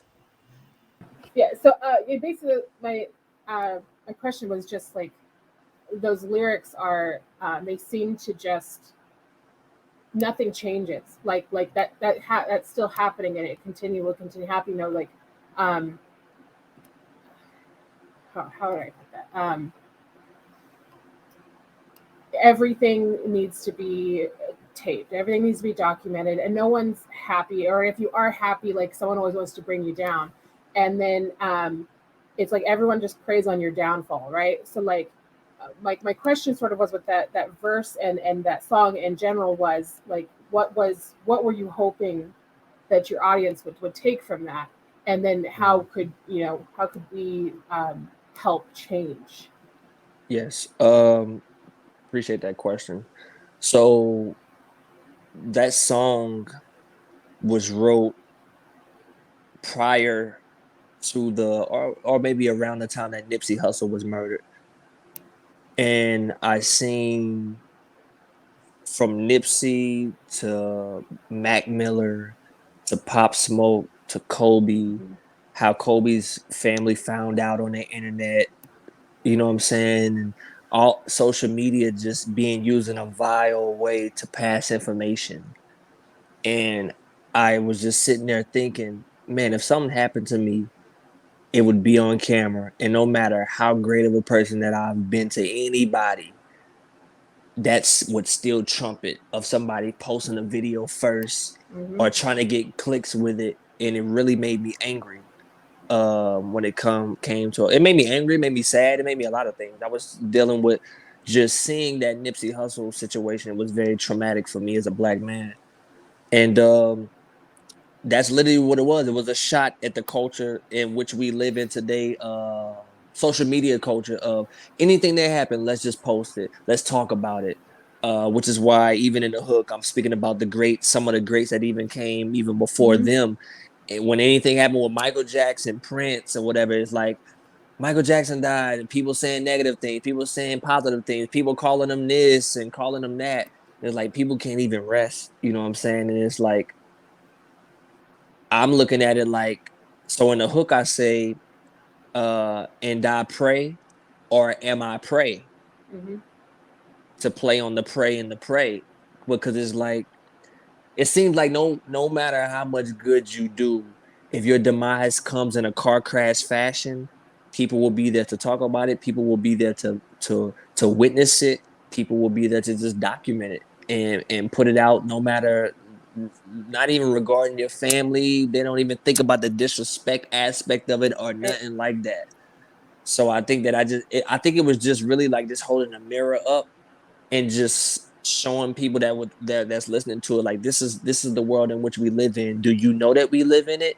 And if you do, if you are aware that we live in it, don't find yourself or try not to find yourself playing into something like that, because it's, people got families out here, and it broke my heart, especially with the Kobe information of how his wife Yeah. found out, Yeah. and even people, cops showing the crash site with the bodies and all of that. That's social media culture right there for you. Like that's why a song like "Pray," "Am I Pray," or "Pray," you know what I'm saying? On those two, it's literally the dichotomy of social media. They love you so much that they start hating you, which means that it wasn't love at all. Right. Right. You just might love what I do for you. You might love how I make you feel. But if something happens crazy to me, you might be the first one putting it up on the internet. I thought you loved me. It's not love at all. So yeah. No, now yeah, I get that. Um, Yeah. so what do you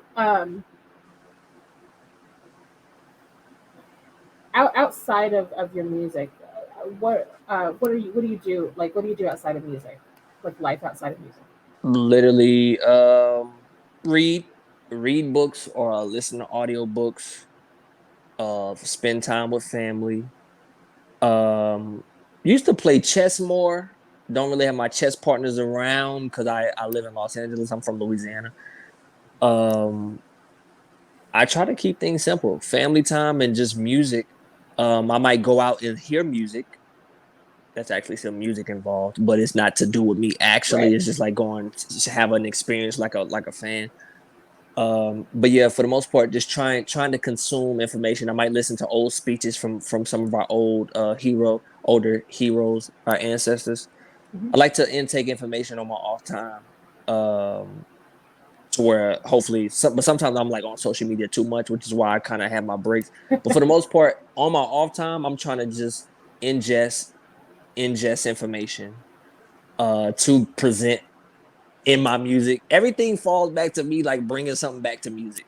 Of course. It don't matter what it is. Like I can go do anything. I can go like probably foot race somebody outside, and I'll like find a way to like correlate like how it should be in a song or like how this can like tie in. I don't know. I'm like nerdy like that. It's because that's all I want to do is like do music and like conquer this what we deem as like a dream to where like I try to not even allow myself to even start doing, but so much stuff because I feel like I'm gonna lose focus. Now, there's probably a balance of that I need because it'd probably like relieve myself of some stress. But oh yeah, I work out. I work out a lot actually. Actually, I forgot about that. Yeah, I work out. You said you from Louisiana, right? Originally. I'm from Louisiana. Uh, what was that? You living in you say what'd you say? I'm sorry. You I live live where in now? Los Angeles. Los I live in Angeles. Los What was Angeles. that transition like?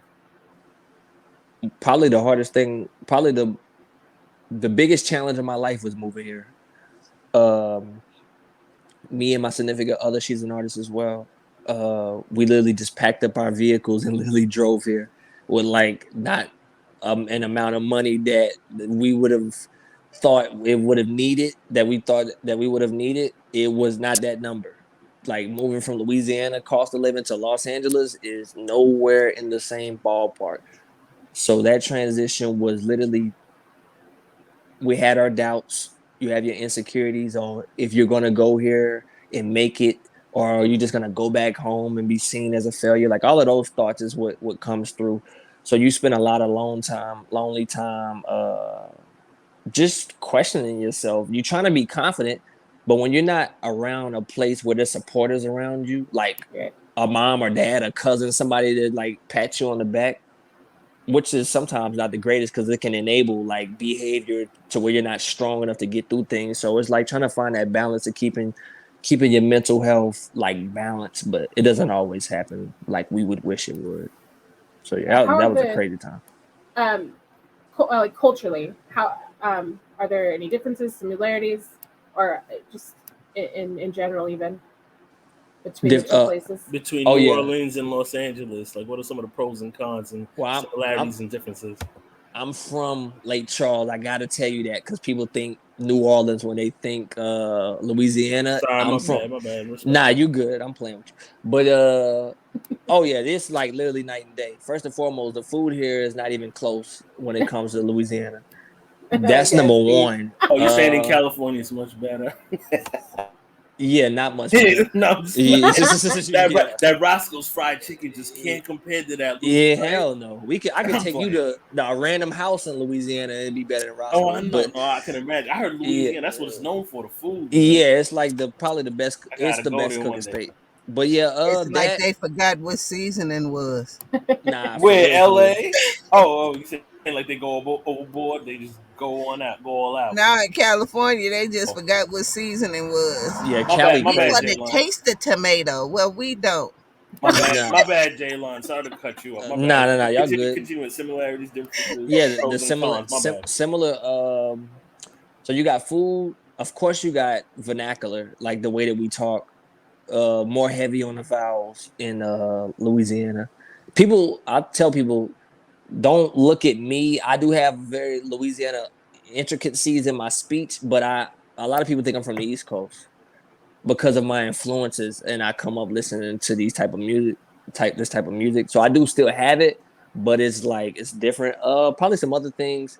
Football is like huge in the South.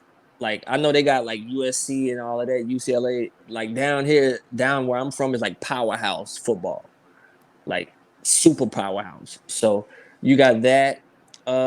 Guns, like pro gun is a different code. Like of course they use them here, but it's like like the American way down there, like Bible Belt states. Louisiana for damn sure is one of them. They like our Uh, pets. Definitely. Cali though, the diversity. I don't know if that would be. I like the diversity culture. It's one of my favorite things about Cali. Probably why I won't ever move back to Louisiana is because of the diversity, where so many different people can be in one spot. Um, Cali culture sometimes is like sometimes I don't really. I've been here a little minute, but I don't fully always know it. I think about the food. I think about the gang culture. I think about the music differences. Definitely a different sound, heavier on the bass, the 808s in the South, in Louisiana. More, definitely more like slang in the South is they're two different worlds when it comes to that. That's pretty much all I can think of. I could throw some out. I'm trying to think of some more Cali differences, but I can't come up with any more. And you said the pros and cons already. Yeah. Nah, I probably can give you way more pros and cons. Down there, when they come to cops, if you speeding down there, you'll get stopped. Out here, cops, they got some wild cops out here too, but you can like cops will speed with you out here.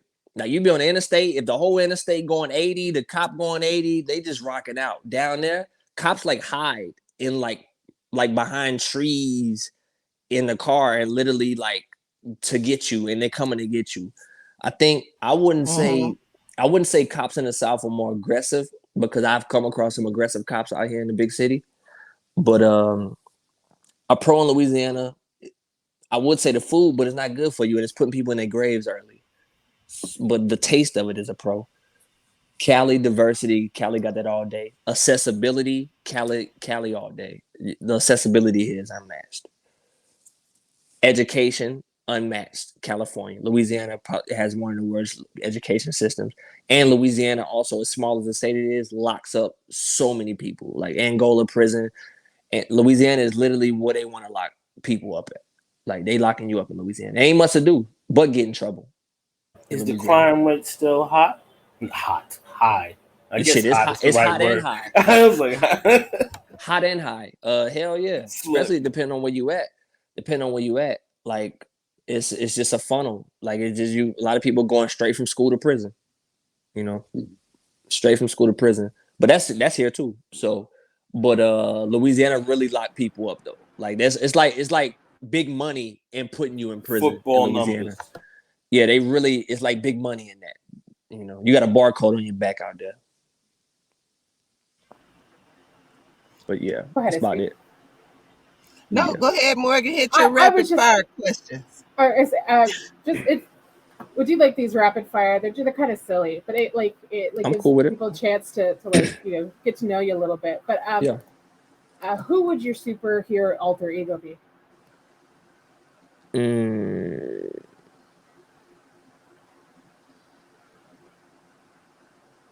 Morgan, you missed it. Doctor Strange or the Joker. So, You missed And it, you're but he said a weak Batman before. He was like a weak Batman. He yeah, said that I'm a earlier. weak a weak Batman. Batman. Yeah, I'm like the weakest Batman. I come off like I can save you, and when the shit pop off, it's like this nigga's not who I thought he was. Bruce Wayne. It just depends. It depends on what needs to be done if I can deliver. Clark All Kent. right. Okay, and you have an odd habit. Odd habit. That's a good one. I want to speak about an odd habit I had as a child, and then I'll get back to it. As a kid, I used to have to smell my hands before I did everything.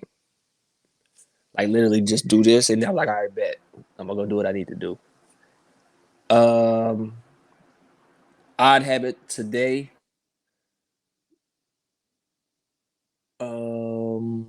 Can't think of one actually, but I'll get back to you if I do. All right. You could be any inanimate object. What would you be and why? Describe that word. Like, what is it by definition? Inanimate, so like Yeah. a lamp or a pencil Oh, or a pen. um, Things. hmm, a tree. Maybe can I be a tree? I think you'd be a tree. We'll accept it. Any Okay. reason why? I feel like I could be out in the sun and I can take in all of the wind and the energy that comes through the universe. I think like even trees, like I think trees have seen so much that like you would be able to like some on some days I think trees have thoughts. Actually, most days I think trees have thoughts. Trees have energy that has been instilled in them because of the things that a tree has witnessed. Yeah, I just think maybe just the history and how long trees have been on this planet and the things that trees have seen or felt or lived through is like, yeah, I think the vibrational level of a tree, the frequency would be crazy. No telling what I would be meditating into if I had a tree. I would probably be able to like astral project or something. All right.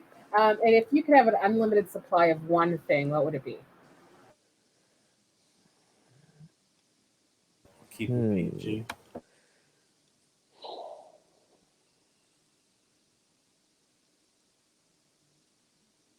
Mm, mm, mm, mm. Um, I'm gonna just throw some out there. Money, life. Life is probably not the right question. I mean, answer that, but probably money and knowledge. The answer. And then if someone were writing your story, like what would the title be? Um, excuse me.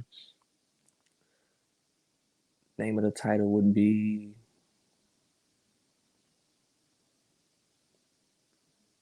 Jaylon Musa, the Black God. There you go. Uh, this one. Does pineapple belong on pizza?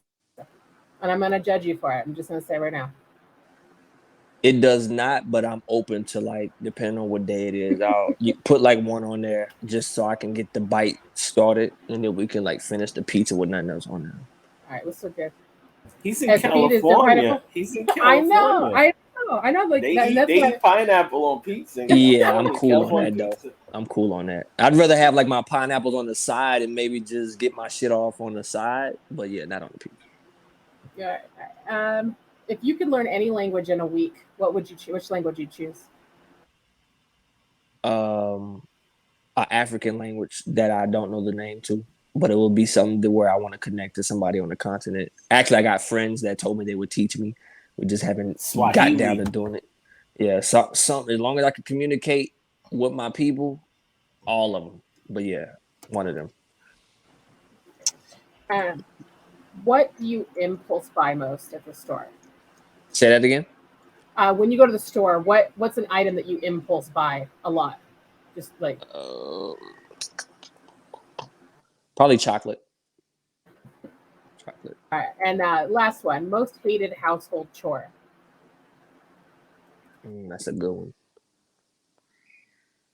Dishes. Feel you. I feel you on that one. Dog, the dishes is like I find myself washing dishes for 2 hours.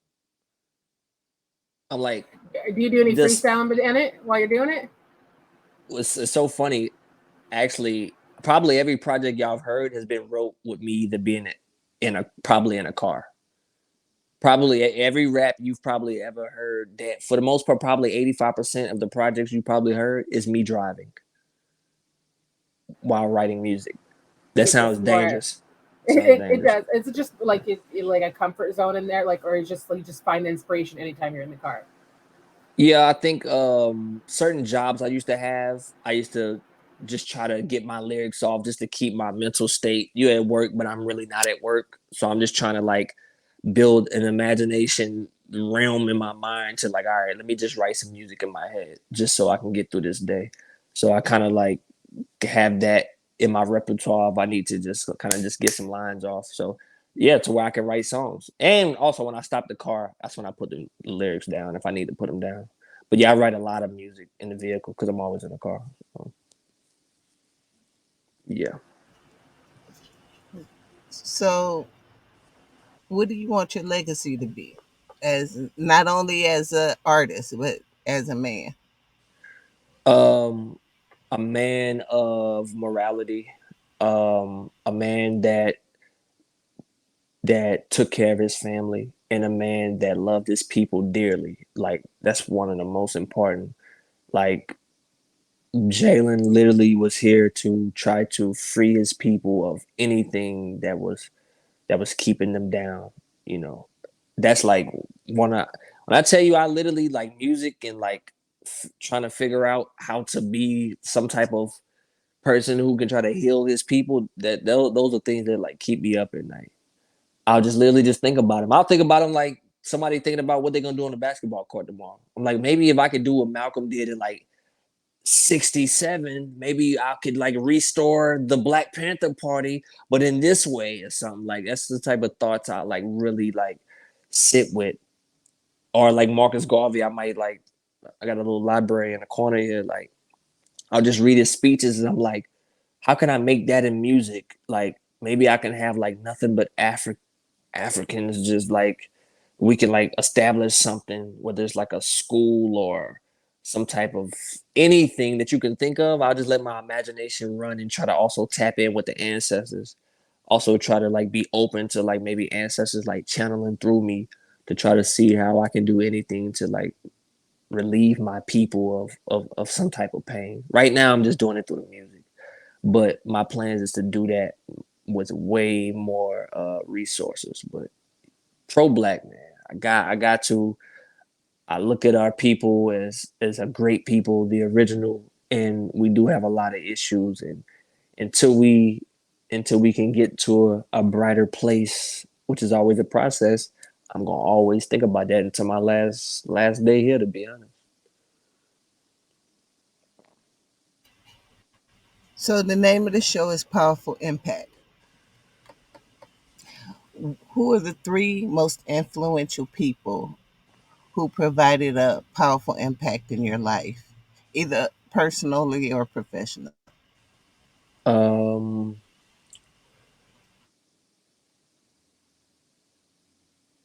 my woman, Malcolm X, and my mother. Why? I'll answer my mother. Literally, the foundation of how I am comes from my parents. My mother more than my father, even though they both was in the house. You know, you just gravitate to a parent, maybe a little differently. A lot of just my kindness. I'll say a lot of things that I like about myself comes from my mom. You know what I'm saying? That's like that really lets me know the influence that she got on me because a lot of the things that I like about myself comes from her. Like I see it when I see her, so I know that's where I get it from. You know what I'm saying? And that ranges from how to treat people, respect, how to treat women. I'm big on that because I'm big on seeing examples of how to treat black women. Like it's extremely important, especially when you have children around. But period. But yeah, I seen my dad have respect for my mom and vice versa. And I know the effect that it had on me. And I know the effect it can have on other people. So that's why I take it so serious because I know like I get anxiety when I see like black couples argue, or like when I be seeing some people putting hands or getting physical or even being loud to a certain extent. Because what I seen, my example of that with my parents, that's, you know what I'm saying, don't mean that parents don't argue or stuff like that, but I'm saying like I seen some great examples of how to treat people when it came to my parents. So that's why I'll say my mom, because not only did she was a great mom, but a lot of her personality, people say that I have, and I believe I do. I do have some from my dad as well, though. But you know, dad is just like, yo, provide for you. You got a roof over your head. Yo, you nice at ball. Keep it moving. I'm proud of you, son. But mothers, at least mine, they tend to kind of tap into like who you really are as a person, as a kid. You know what I'm saying? When you're in a more vulnerable state, you probably gonna go tell mom before dad. You never know how dad might come with it. You know what I'm saying? Mom may be a softer landing. So I think that's why going to uh, my woman is very similar. Just the adult Jaylon Musa, Jaylon. She just adding things to me that I didn't have. You know what I'm saying? Making me more complete. There's certain things with a partner, if you want them to add to you, and a lot of things that y'all even hear in the music, these are conversations that I might be having with my woman first. Yo, how you think this will come off? Anything when it comes to me, especially in my artistry, how does this sound? A lot of this stuff, she A&R'ing it. She ain't even A&R. She just hearing it beforehand, hearing how does this cadence sound? What do you think they'll say when they hear this? What you think happened with this? So she's like my soundboard, like my mental ping pong partner to like gain clarity. She gives me clarity while also being my falcon. You actually hear that in some of my songs. When you hear me saying my falcon, that, I mean my woman, because a falcon flies the highest and the fastest. Like a falcon flies like the highest over like every bird, and they can see everything. And I view her like my falcon because she watches my back and also plays a lot of other roles in my life. Going to Malcolm X, literally the autobiography of Malcolm X changed my life. Just from a perspective standpoint, Malcolm X is like a true hero for me. Like Malcolm X, I can literally just talk Malcolm X all day by itself. Like just the speeches, just Malcolm Little to Malcolm X, just the book, the autobiography of Malcolm X, all of that. I remember bumping into that, and just like my mind just literally like exploding on how intelligent, pro-black, also like militant but nice in the same realm, just depending on how you want to play it. Because if you hit me, I'm gonna hit you the bag, like, and just rawness, boldness, what needs to be said. Like I I haven't met too many humans that have stood into who they are. Like it appeared that Malcolm X stood into who he is, no matter who's in the room. In that way, like his personality just cut through like a knife. And it wasn't even like he was even trying to be arrogant. It wasn't even arrogance at all. Like it just was just like this is the circumstances now. How we gonna clean it up? And no, we might not need your help. If you're not providing what you're supposed to provide, I'm gonna tell you actually we don't need you need to move around. Like I think that firmness is what attracted me to him, and his articulate nature, and just everything. I'll be talking your heads off if I really. But Malcolm is like my dude. You're gonna hear me like you're gonna hear Malcolm references in my music Mm-hmm. in lines. Like a lot of people like, oh, here you go. I know a Malcolm bar coming. Malcolm X gonna always live through my bars. Like even in my bios, I say my ghostwriter is Malcolm X. It's in my bio. Mm-hmm. You know what I'm saying? Like it's just a great ancestor and somebody that I even try to channel in my own ways. But Yeah. yeah, peace to all the ancestors though. But yeah, Malcolm really Already. changed me for sure. So,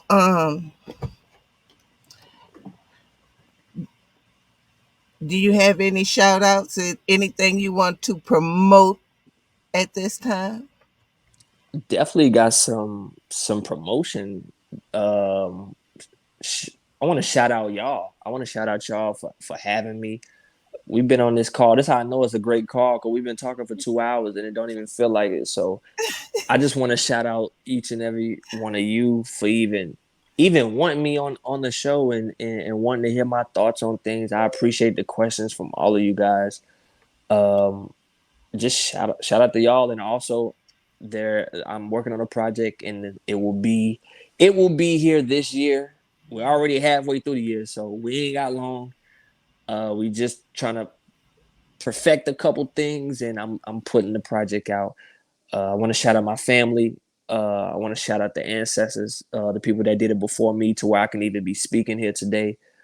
And everybody that's coming after me, the youth, anybody that see this, I want to shout you guys out and know, let the youth know that you are special and the ball will be in your hands. So yeah, run with it. Run with the ball. Don't fumble it. Just go with it. You already have it in you. It's already instilled in your DNA. Just do what what you feel like you need to do, and I got a feeling it'd be the right thing.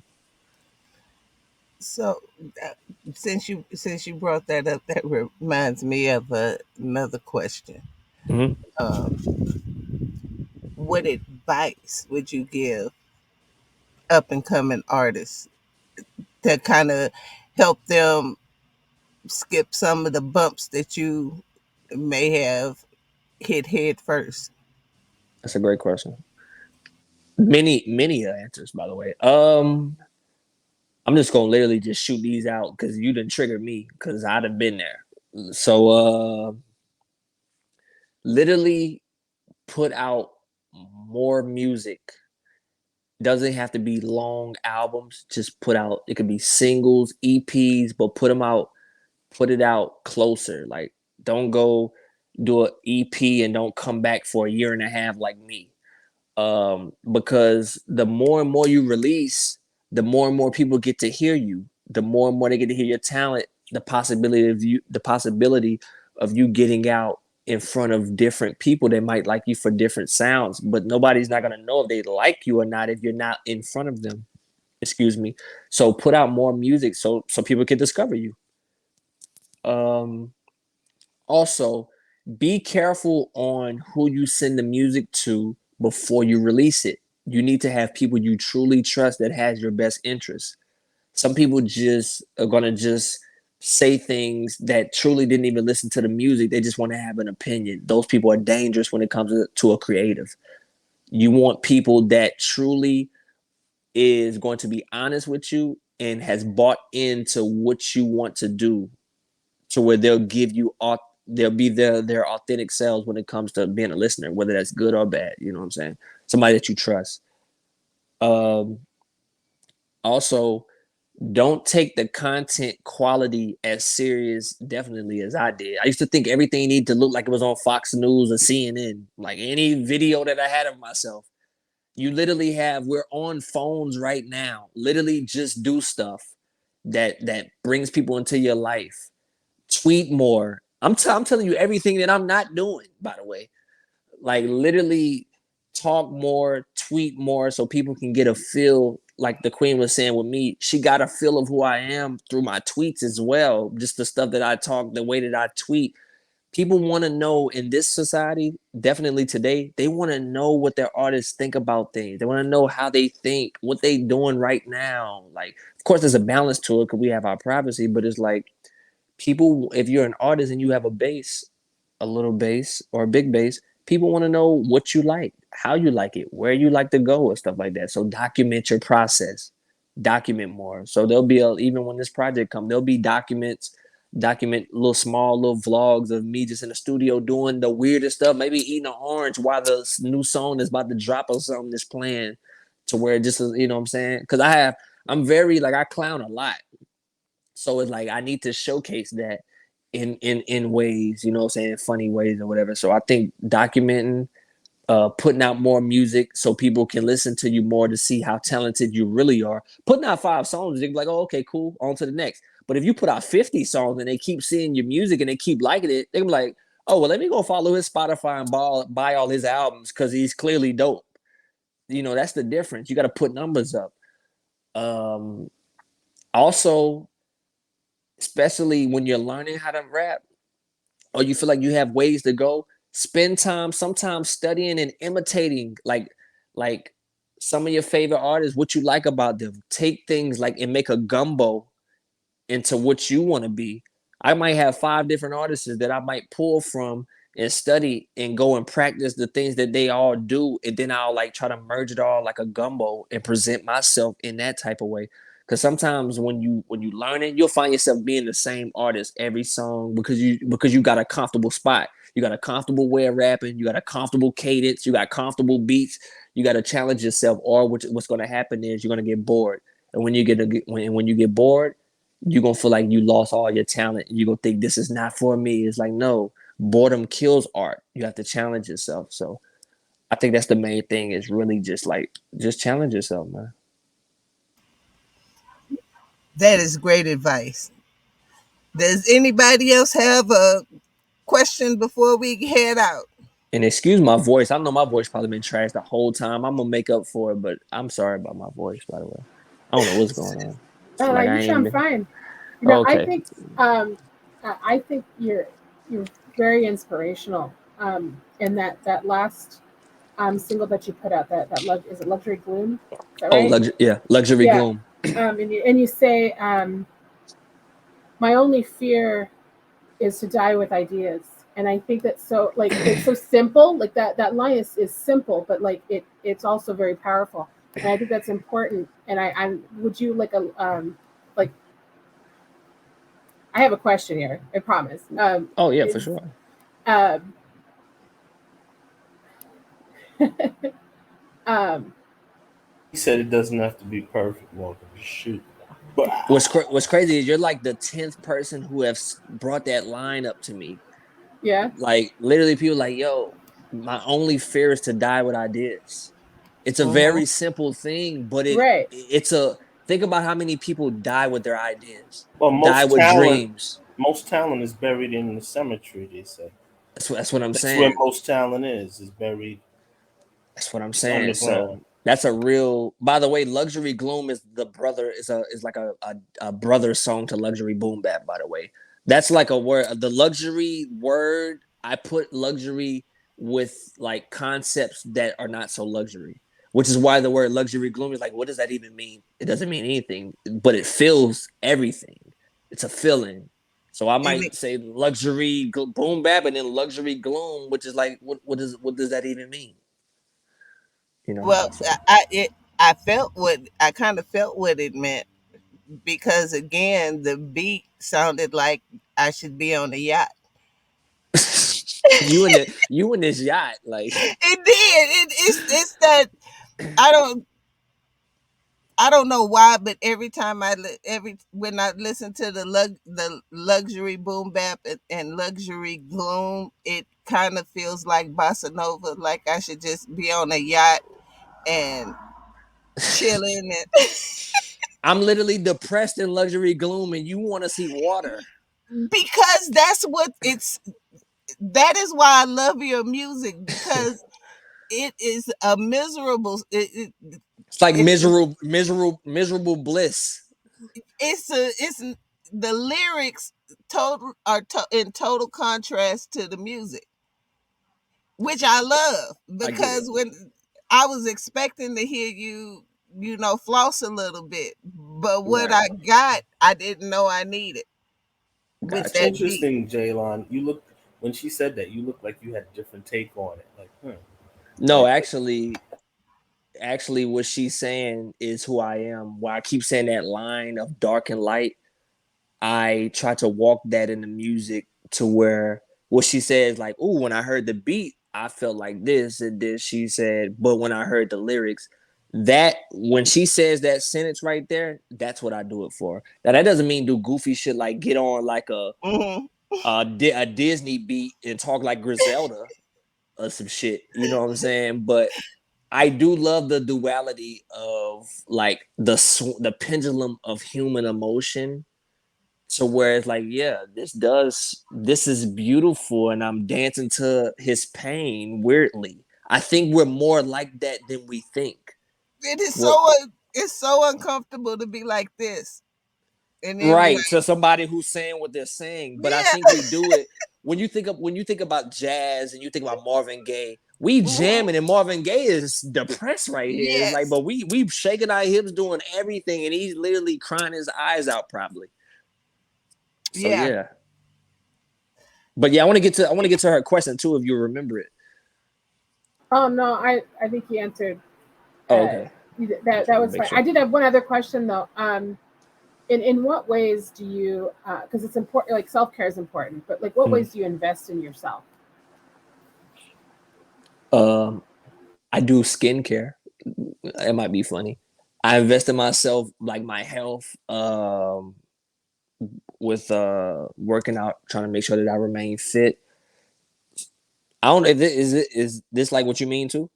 Is that like In fair? any way. So like I Yeah, mean, like most people, like that's investing in your own health is part of it. I mean, there are other aspects of investing in yourself that you. yeah. Um, I think me purchasing books because I'm a book collector is investing in myself because before I can do anything, I must think it. So in order for me to think things, I need to see things, and those things more than not, there's probably going to be words, or maybe experiences. But yeah, that I dabble in the stock market, but I'm not that rooted in it, But I do try to study that, but I've been slacking. I must be honest, but that and that's about it. Like just knowledge, information based. That's what I spend my money on. A lot of stuff. A lot of stuff is information too. I want to ingest a lot of information, which is why it's difficult for me to sleep at night because I'm trying to process so much information that I'm having dreams about just words and all type of stuff while also trying to be somebody who articulates words on music. So it's all information based and health based. As of today, though, you maybe ask me a month from now, I'll probably find something else to get into, like the weirdest thing you could probably think of. You Yeah, know, YZ got me eating sea moss. yeah, Purple sea moss. right. Morgan, you have any more questions? Oh shit, can I go? I think I'm good. All right, can I do some rapid fire myself, SP? Yeah, go ahead. Sure. All right, I'm gonna do some rapid fire because I want to get through these questions, but I know we're pressed for time here. So, quickest way you can answer them. Okay. Um, do you have anyone you consider a mentor? And if so, who is it? Okay. Mm. Yeah, I have mentors from afar though. Indirectly, mentors like Jay, and I mean Hove, Nas,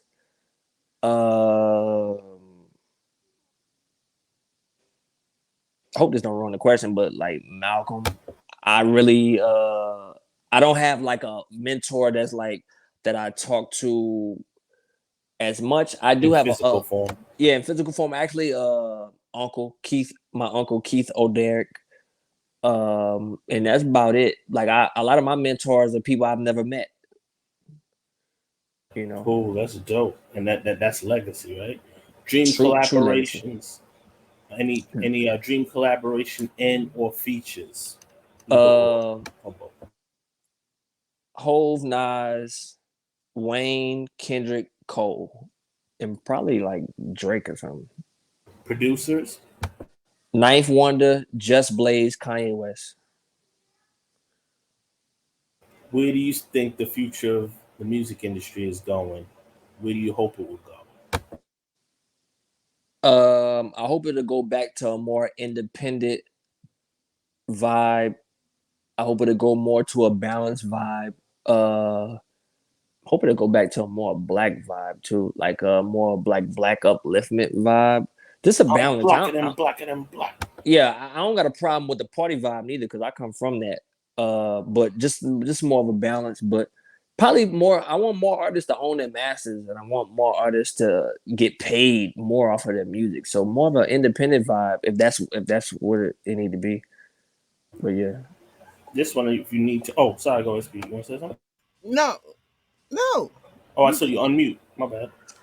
that Um. was accidental. Oh, sorry. All right. So I want to add. This is another. You can answer this one a little bit more in depth, but it's up to you. Whatever you all right, feel. that's You cool. might have to. What makes you different from everyone else in the game? I knew that one was coming.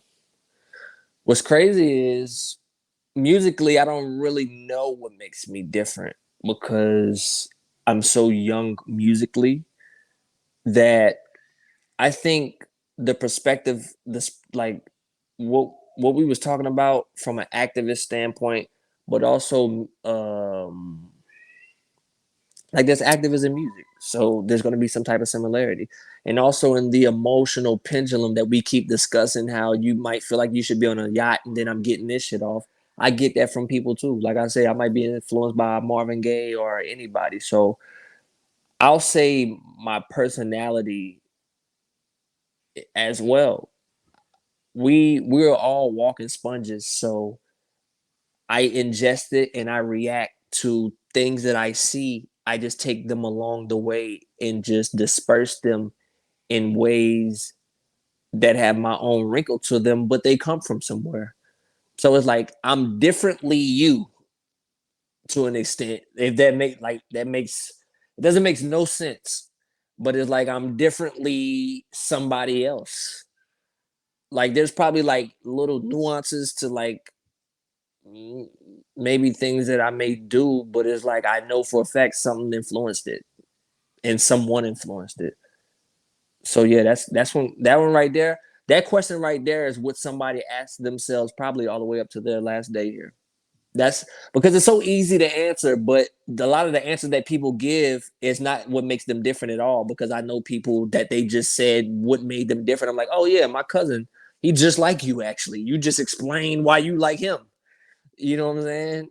You may not know it, or actually you just explain why. Actually, I heard Nas say that, or what you said in that type of whatever. So I battle with that question. I think though, the more and more that I become who I want to be as I continue to grow, I think I'll be able to answer that question better as I go from 5 to 10 to 15 years, as I try to sketch out and get some type of clarity from a young man becoming more of a wiser gentleman. But uh, where do you see yourself in the next 5 years? Next 5 years, I see myself touring my music and doing stadiums globally, also doing real estate to try to make some type of world to where um, I don't know, just try to add to the help of trying to erase poverty, especially in our culture. Um, Also trying to unite Africans globally and making it easier for us to connect. So I don't know if that's on social media, if that's a phone, if that's a tunnel to go visit Africa in 20 minutes. I'm not really sure. Also dealing with some type of psychology with children, trying to get to our youth before a lot of the propaganda gets to our youth, to where we maybe could stop some of these killings or stop some of these ideologies. Yeah, going back to the child psychology, I have nieces and nephews. I think a lot of what we were speaking about earlier. I think if we can create massive programs to get children early into adopting type of things, like we can instill meditation in more schools and more daycares, more things that's not just like go learn a subject and just learn about this and get you a piece of paper and graduate. Like really try to go inward with our children and try to get to who these people are before they become these people that they may not want to become. Because I don't believe a lot of these killers and a lot of these anything, whatever bad word you could think and put on somebody, I don't think people are born that way.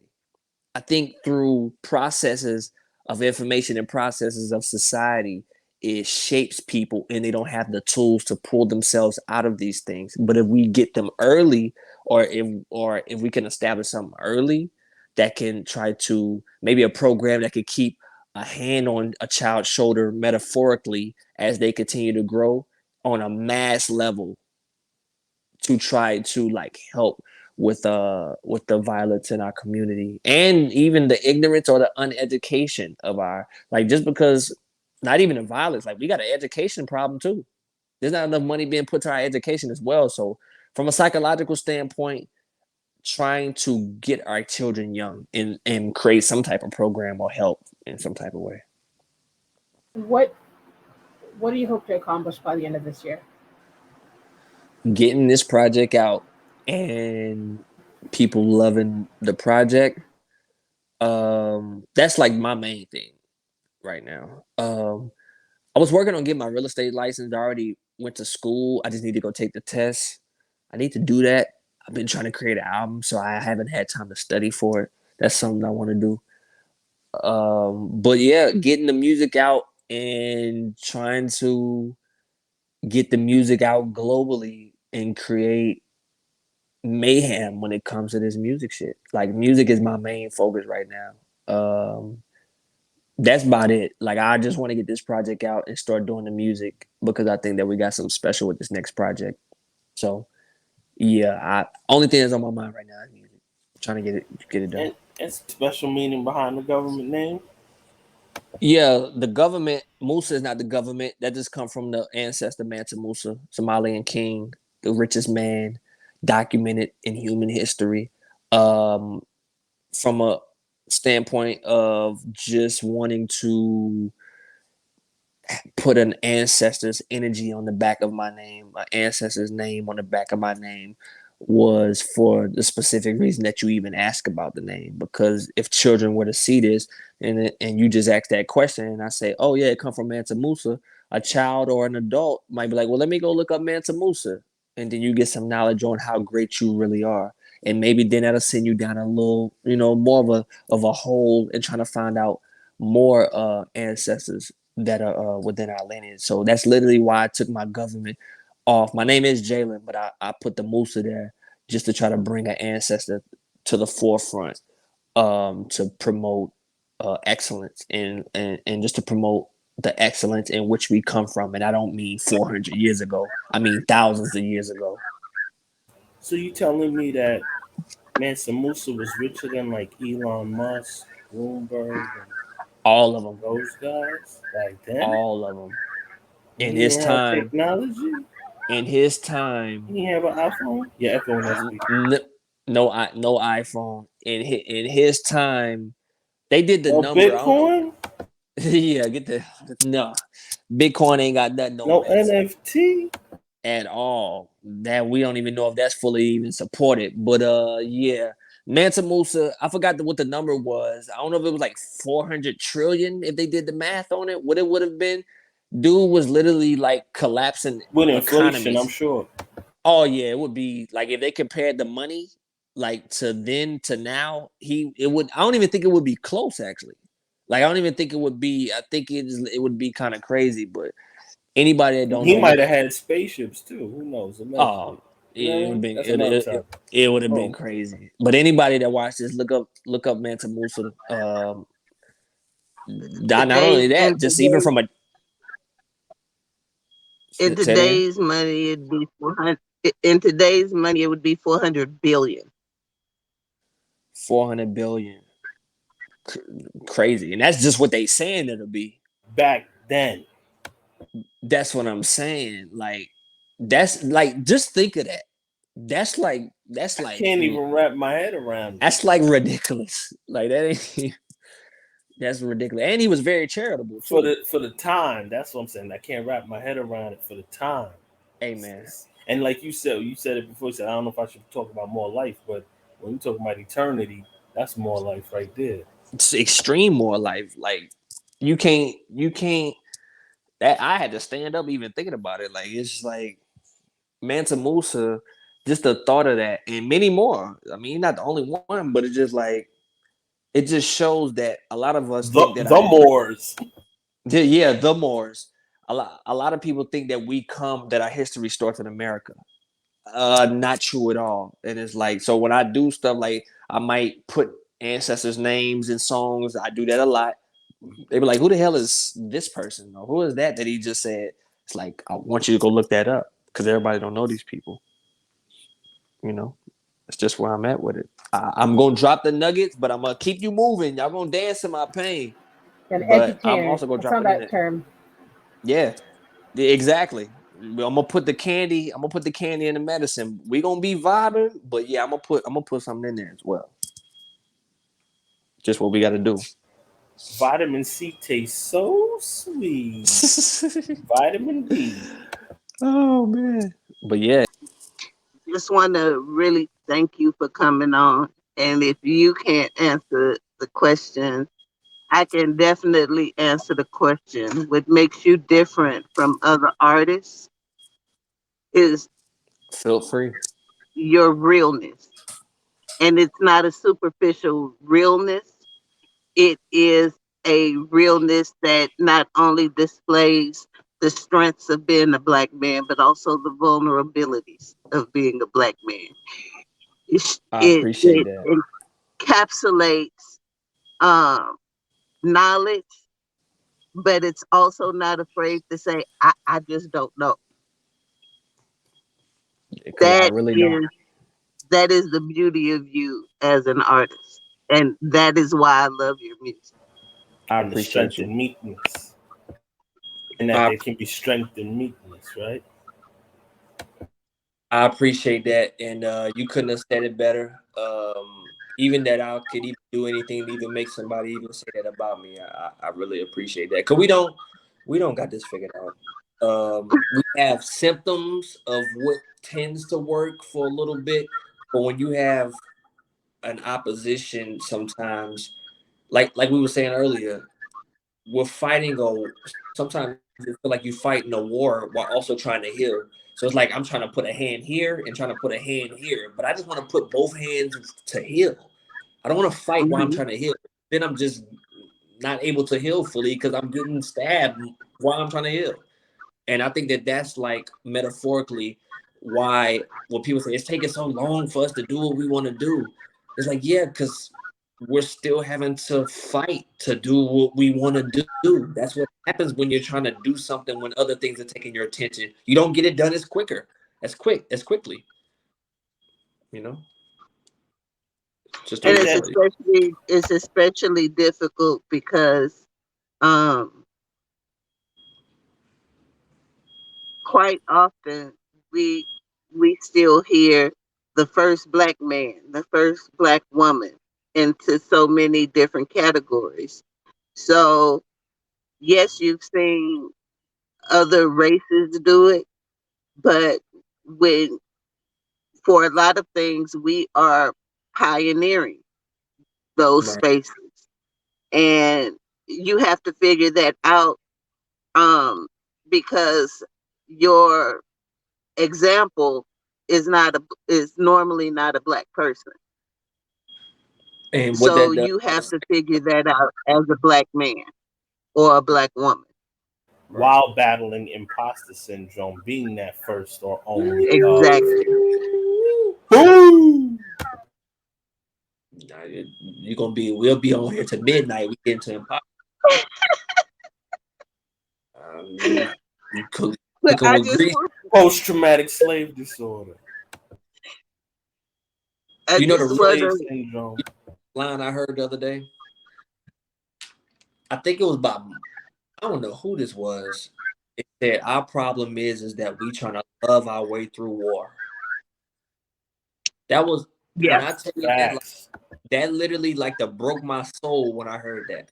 It said we love to try to love our way through war. That's Mm-hmm. like Bob the Bob enemy of some of us. Bob Marley said a couple nights before he got shot in that assassination attempt, he said, "Them love you so much. They love me so much. They love me so much that they'll kill me with their love." Same type of concept. They Yeah, love me that's so much till they want to kill me. And a couple of days later, 2 nights later, that's when they tried to kill him and he got shot. And he survived that. That's how much love they'll have for you. and we was talking about in pray how they say they love you, but they'll come and record you on the ground bleeding your head out. That's literally what inspired pray. Excuse me, seeing Nipsey hustle like that and seeing one of us do that to him. Well, I ain't him, none of him, but of course our color. It's like, man, we really do some sick things, man. It's like this celebrity shit, like musicians or people that we deem and whatever, like we don't have emotions, we don't have feelings, and these people can get shot in the street and somebody trying to tweet about it or put the pictures up before their family even go to identify the body. It's like, To go viral. yeah, to Like they're go not viral. living in reality anymore. Yeah, like you're completely out of human mode. you're completely in social metaverse mode, 100%, and like I can't get with that shit.